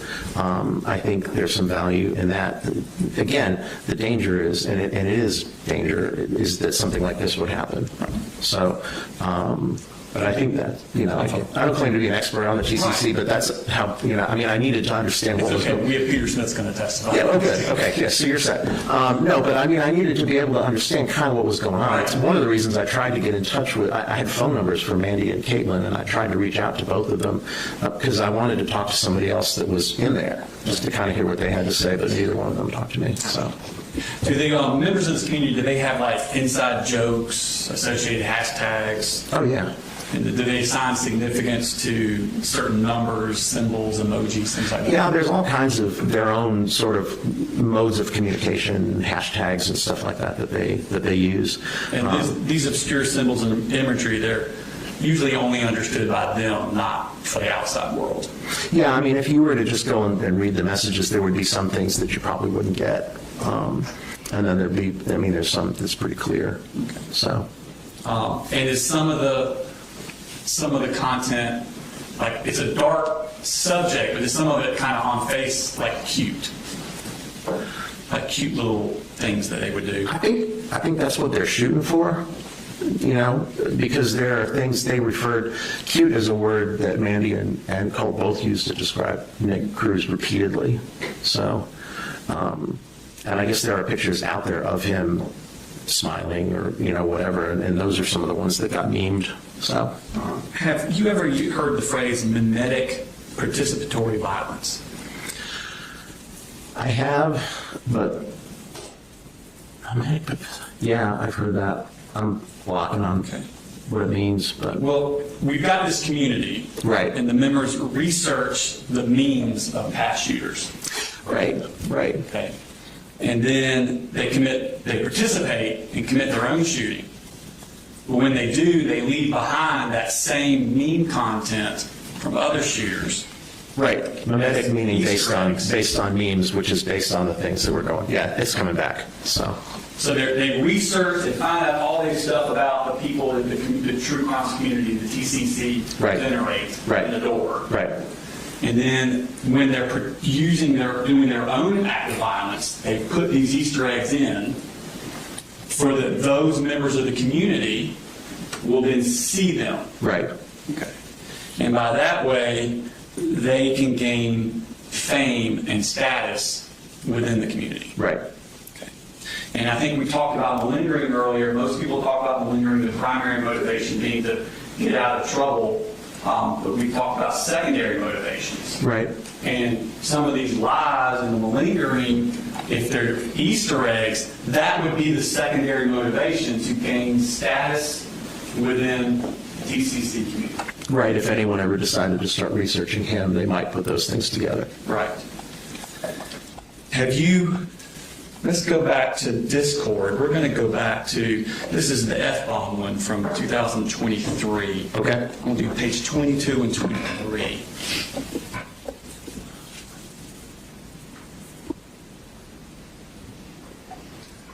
So this is him. He's talking to Sniggles again from earlier. And again, this is 2 years before. And they're talking about, God, I wish we could commit it together. Then the next, that's what I'm looking for. Okay, there it is. Okay. So God, I wish we could commit it together. God, people making edits of us would be fucking strange. So he's already thinking that. Right. Way back 2 years before the shooting, he's thinking, do the shooting so that we can get the edits. Seems like. And then on page 23,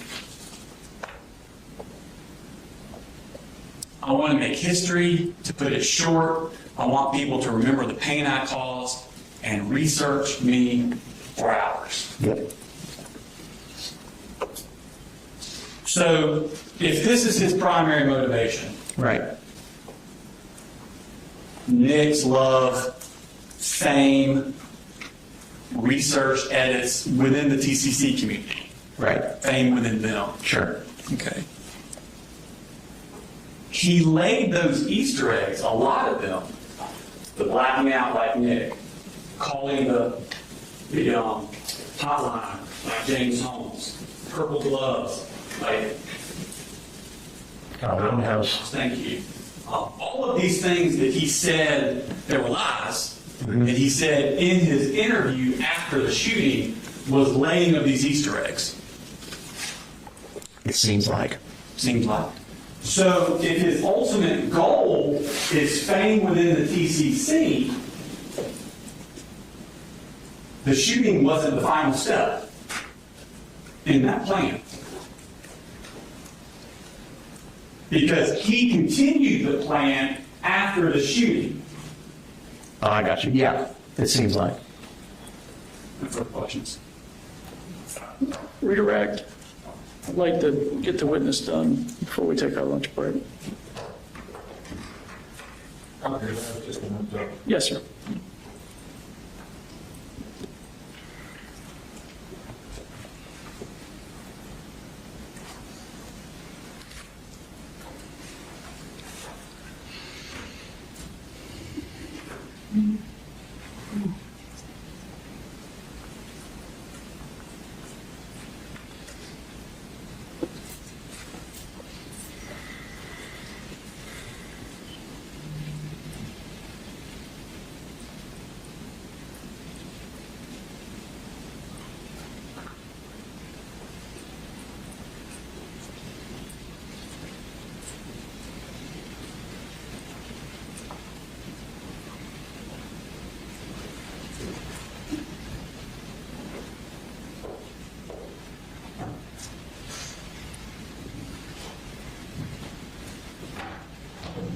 So, obviously, Colt was involved very much in his social media with this work, right?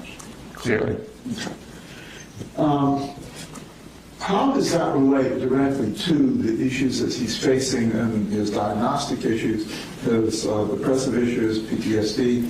How does interaction with that community relate to his mental health issues? Well, I think, people that have those kinds of issues, that have I guess it could be depression, anxiety, but more like have that kind of history, feeling disaffected, isolated, are the exact people that end up in there. And so I think it's not surprising that he ended up in there, given the issues that he had. People with those issues don't end up in there sometimes too, but I think if you wanted to make a connection, it would be because of the way that he was in the world, and kind of his prior experiences that had kind of isolated him to this point where he then goes into the computer and then his whole world is in there. And that's what I think happened. Do children his age have a tendency to mimic those around them in the community they want to be a part of? They can, sure. When they're 13, 12, 13, and 14, how reasonable is it to assume they want to be accepted? Well, I think most people do, and I think teenagers and early adolescence, I think that's a period of time where kids are real sensitive to that kind of thing. Well, it's fair to say that Colt, for a lot of years, felt as though he wasn't accepted and a part of his family because of the way the troubles and the chaos went. I think that's a fair characterization. And I believe when you were talking earlier, you said that when he dug down into this community, he kind of put himself in his own world. Right. Okay. Can you describe a bit of the world that he was creating from what you've been over with Mr. Smith and what you've interviewed with him and structure in your analysis from both his mother's information from his background to development, okay, and what he has given you in the sort of 4 meetings that you had with him, yeah, plus what's been discussed with his interaction with this court with Mr. Smith? Can you kind of give us an overview of how all that fits together in his personality and his development? I can try. I think, again, if you look at somebody's lifespan, if you look at their development, you look at the experiences they've had, and you're trying to get a sense of how somebody came to be where they are at a certain point in time, I think when I started when I started evaluating, Colt, and started kind of listening to things that he was saying and looking at aspects of his history, looking at his online presence, then eventually, and the thing that was most useful talking to his mom was, she talked a little bit about his symptoms. I got some of his, background history, certainly her slant on it.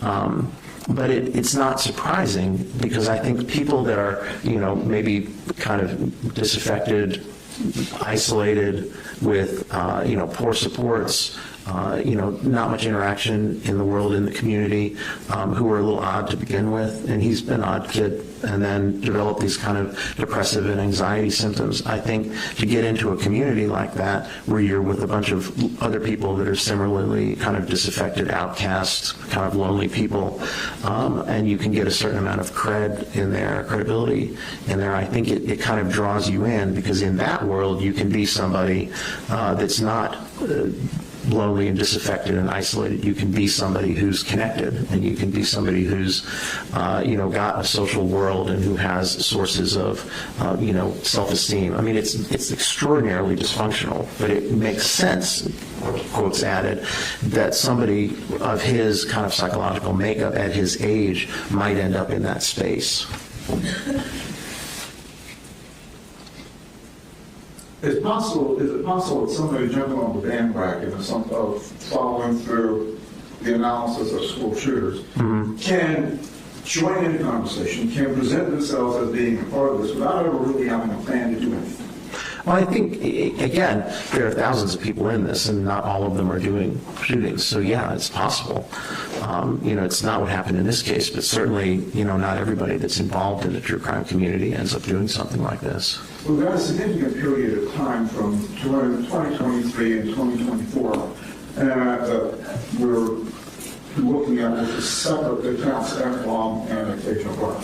In 2023, at that point, when he was making the interchange as F-bomb with another friend, right, was he in a position to actually formulate a plan, or is it possible that, or more probable at that stage, that this was more a banter interaction, just being a part of the community? That's the way he characterized it. I mean, I don't know what his capabilities were at that time. I don't know if he had access to weapons, or, was enrolled in a school where could have reasonably done something like that. Certainly he was at least fantasizing about it and talking about it, and trying to use it to get attention from people in that community. And he was getting significant attention response, wasn't it? Seems like.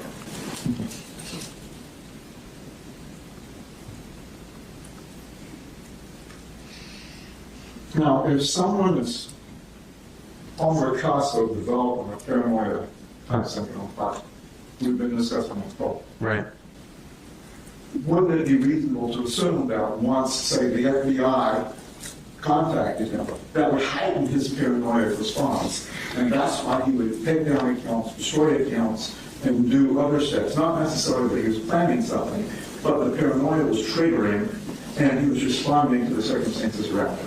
It could be an element of it. Certainly, if you had had an experience with the FBI, being worried about having another one, that has a certain realistic aspect to it. It doesn't mean it can't also be, paranoid and unreasonable, but if the FBI has already visited your house, to be concerned that they might visit again if they saw similar material is not really delusional.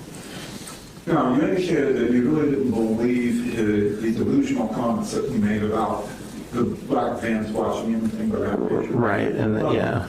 How does paranoia manifest if it's not in delusional suspicions like that? Again, I think he conflates paranoia and anxiety. I think he's anxious. He's an anxious kid who spends a lot of time worrying about things. Some of the time when he was saying paranoia, and I pointed this out a few times in the report, he was really conflating it with anxiety. What he was talking about was not paranoia. I think there were elements of paranoia. I don't think it was the primary thing that was going on with him. I think the anxiety and the depression were the primary things that were going on with him. I think there was some level of paranoia. I don't necessarily think he was hallucinating the way that he's described it. But I think the paranoia, again, could have directed some of his behavior. But again, there was a realistic basis for it as well. And the fact of the anxiety related to the FBI visit to his home, that would have an impact on his behavior, right? Well, one would think it would. One would think it would change one's behavior, but it would also make somebody a little more alert, being aware that people are monitoring, and might be paying attention to what you're actually saying on Discord. He didn't seem to be, because these Discord messages are available, he wasn't destroying those. I'm not sure what was on these SD cards that he was destroying, because we have the messages and we have all the stuff that he said on the messages, so he wasn't covering his footprint that well. Is it possible he didn't actually destroy it? It's possible, yeah. I didn't see him do it, and I don't believe they found any crushed up SD cards.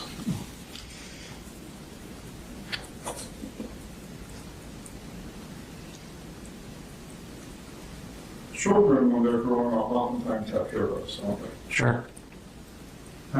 Is that a normal developmental manifestation? Yes. And generally, parents are able to guide children as to what kind of heroes they look at and follow, right? Right. Did that happen in this case? Did he get guidance from his family? Didn't seem like, no. It seemed like he was pretty much on his own, in his own little world from a pretty young age. So when he gets into these discord in the true crime community, is he looking at some way to not only fit in, but have a hero? It seems like, it was at least that, again, because it tipped over into, obsession. But looking up to, it seems odd that this is who you would pick to look up to. It makes sense that you would feel a certain kinship with somebody else who was disaffected and lonely, but there's lots of disaffected and lonely people that don't do these things. I think the explanation for getting into the true crime community is it kind of gets merged. I think maybe sometimes people start innocently just really actually being interested, and then they get into this community, and then they find this place where they can be accepted, and then they start talking about, fantasizing about these things or glorifying the things. That's a major piece of it, is the kind of glorifying and idealizing the shooters and minimizing the impact on the victims and minimizing the aftermath, and then idolizing them in a way. Again, it probably doesn't make sense to the average person, but I think if you're looking for a way to belong, you can end up in a healthy way to belong, or you can end up in an extraordinarily dysfunctional way to belong. And I think that's what happens to the people that get mired in this true crime community. I think Colt even had an inkling that it was unhealthy, because he mentioned two people he used to talk to, and he talked about them getting better. He said, well, Caitlin got better. She got therapy, and she doesn't do this anymore. And Calvin was the other one, got therapy and got better. And I think Calvin was even trying to get him to quit, being in there, recognizing it was dysfunctional. And given your testing and talking to Colt, would you say that he was emotionally appropriately developed for a 14-year-old, 15-year-old when you were talking to him? No, he didn't seem to be. I think his emotional development was really problematic. He was missing a lot of the things that kids get when they're growing up in terms of, attachments and stability and peer relationships and all of those things, and, healthy parents that are nurturing and present and not having a lot of their own issues and not neglecting them and not abusing them. So there was a lot of things that occurred in his childhood that were abnormal, or that were not normal, not usual, and stunted his development kind of emotionally and interpersonally. And I think that, kind of, again, when you think of it that way, the idea that he would have found himself kind of immersed in this true crime community and overvaluing these other disaffected people, even though they had done these horrible things, I don't want to say it makes sense, but you can kind of see how one got from point A to point B. And the similarities to some of the other shooters that Mr. Smith was alluding to, how does that play in his trying to feel a part of the community, if that was the goal, or how does that play into satisfying whatever hole he had in him in creating this world? Well, again, you've created now kind of a mythology around yourself, because you've done this thing and you've, shown a similarity to these other people, and then, it creates a certain amount of status for you in again, extraordinarily dysfunctional way. But again, it's this, I'm going to do something that's going to, stand out. I'm going to do something that people are going to notice. I'm going to do something that Nick's going to notice, as kind of twisted as that is, it is an attempt to belong in an extraordinarily problematic way. Is it safe to say that it did fill a hole that he's been trying to fill? I think so. Does that mean that he is at a point that he can't be treated and brought back to some level of normalcy? Well, I mean, as I was saying earlier, when you're talking about kids that are teens and adolescents, even when they get themselves into problematic places, the fact that their brains aren't fully developed, and their personalities and characters are not fully developed. Clearly, he was immersed in this. Clearly, he was obsessed with this, and clearly, he was guiding a lot of his behavior at getting attention and credibility in this community. But the idea that you could, at age 14, 15, 16, that you would kind of say there's nothing you can do with somebody whose brain and personality and character are still in a state of flux, are still developing, and also if they haven't had, kind of a realistic shot at treatment. I think to just say at this age we know it's pointless kind of ignores how development works. And if Colt were exposed to something other than this community or taken out of this community, how do you think that would impact his emotional growth going forward? Well, I mean, if he could really get himself extricated from it and really kind of work on pro-social interpersonal interactions and learn how to cope with things in a healthy way and learn how to manage the feelings that he has, and process the things that he understands, certainly you could find a different way of relating. Tell me a little bit about antisocial disorder and why you think it may not be applicable. Again, he's doing a lot of things in the aftermath. There's doing a lot of lying and, the malingering, but those are not necessarily indicative of an antisocial personality organization. I mean, certainly he does some things that could certainly lead to that. I mean, he's clearly been able to do things that disregard the rights of others. He's clearly been able to do things that had an extremely adverse impact on the lives of others. Appears maybe remorseful, maybe not. I can see how that would make people think he was on a trajectory like that, but there was not a lot of other kinds of things that you usually see with conduct disorder and so forth kind of developing, forward. I think if you, look at the things that he did in this instance, I don't know that it necessarily captures the entirety of his personality. Again, I can't say. Certainly there was a lot of problematic stuff, but to say that there's absolutely nothing you can do or you shouldn't give it a try or, we're just going to give up now, knowing, again, what I know about brain and personality and character development, seems like, it's certainly one way to go, but it seems like it ignores, what we know about people's ability to make change, particularly at a period, when they're still developing. I mean, if we were talking about somebody that was 27, 28, 29 or older, I would be much less optimistic. There's been some comment about his blank effect, the fact that he doesn't seem to be overly emotional and showing remorse. Is it possible that someone who is not in a normal social environment may not know the nonverbal cues to trigger that so others will understand what they're feeling?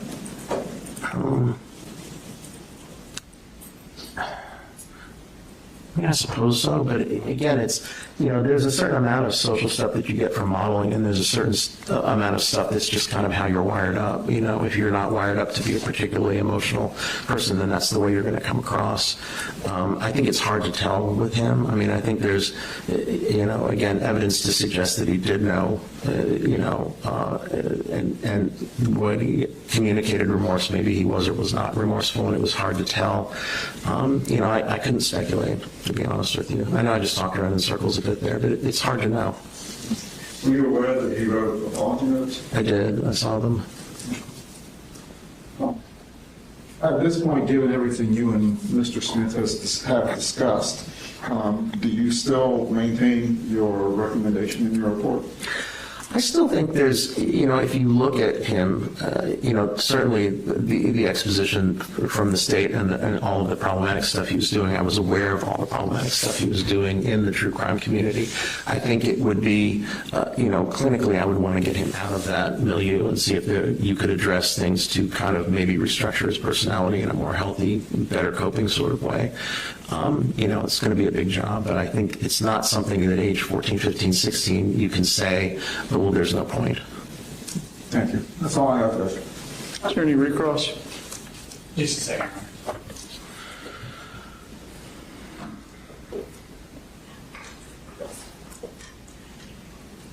Good question. All right. Witness may be excused. Yes, Judge. Thank you, Doctor. Thank you, Your Honor.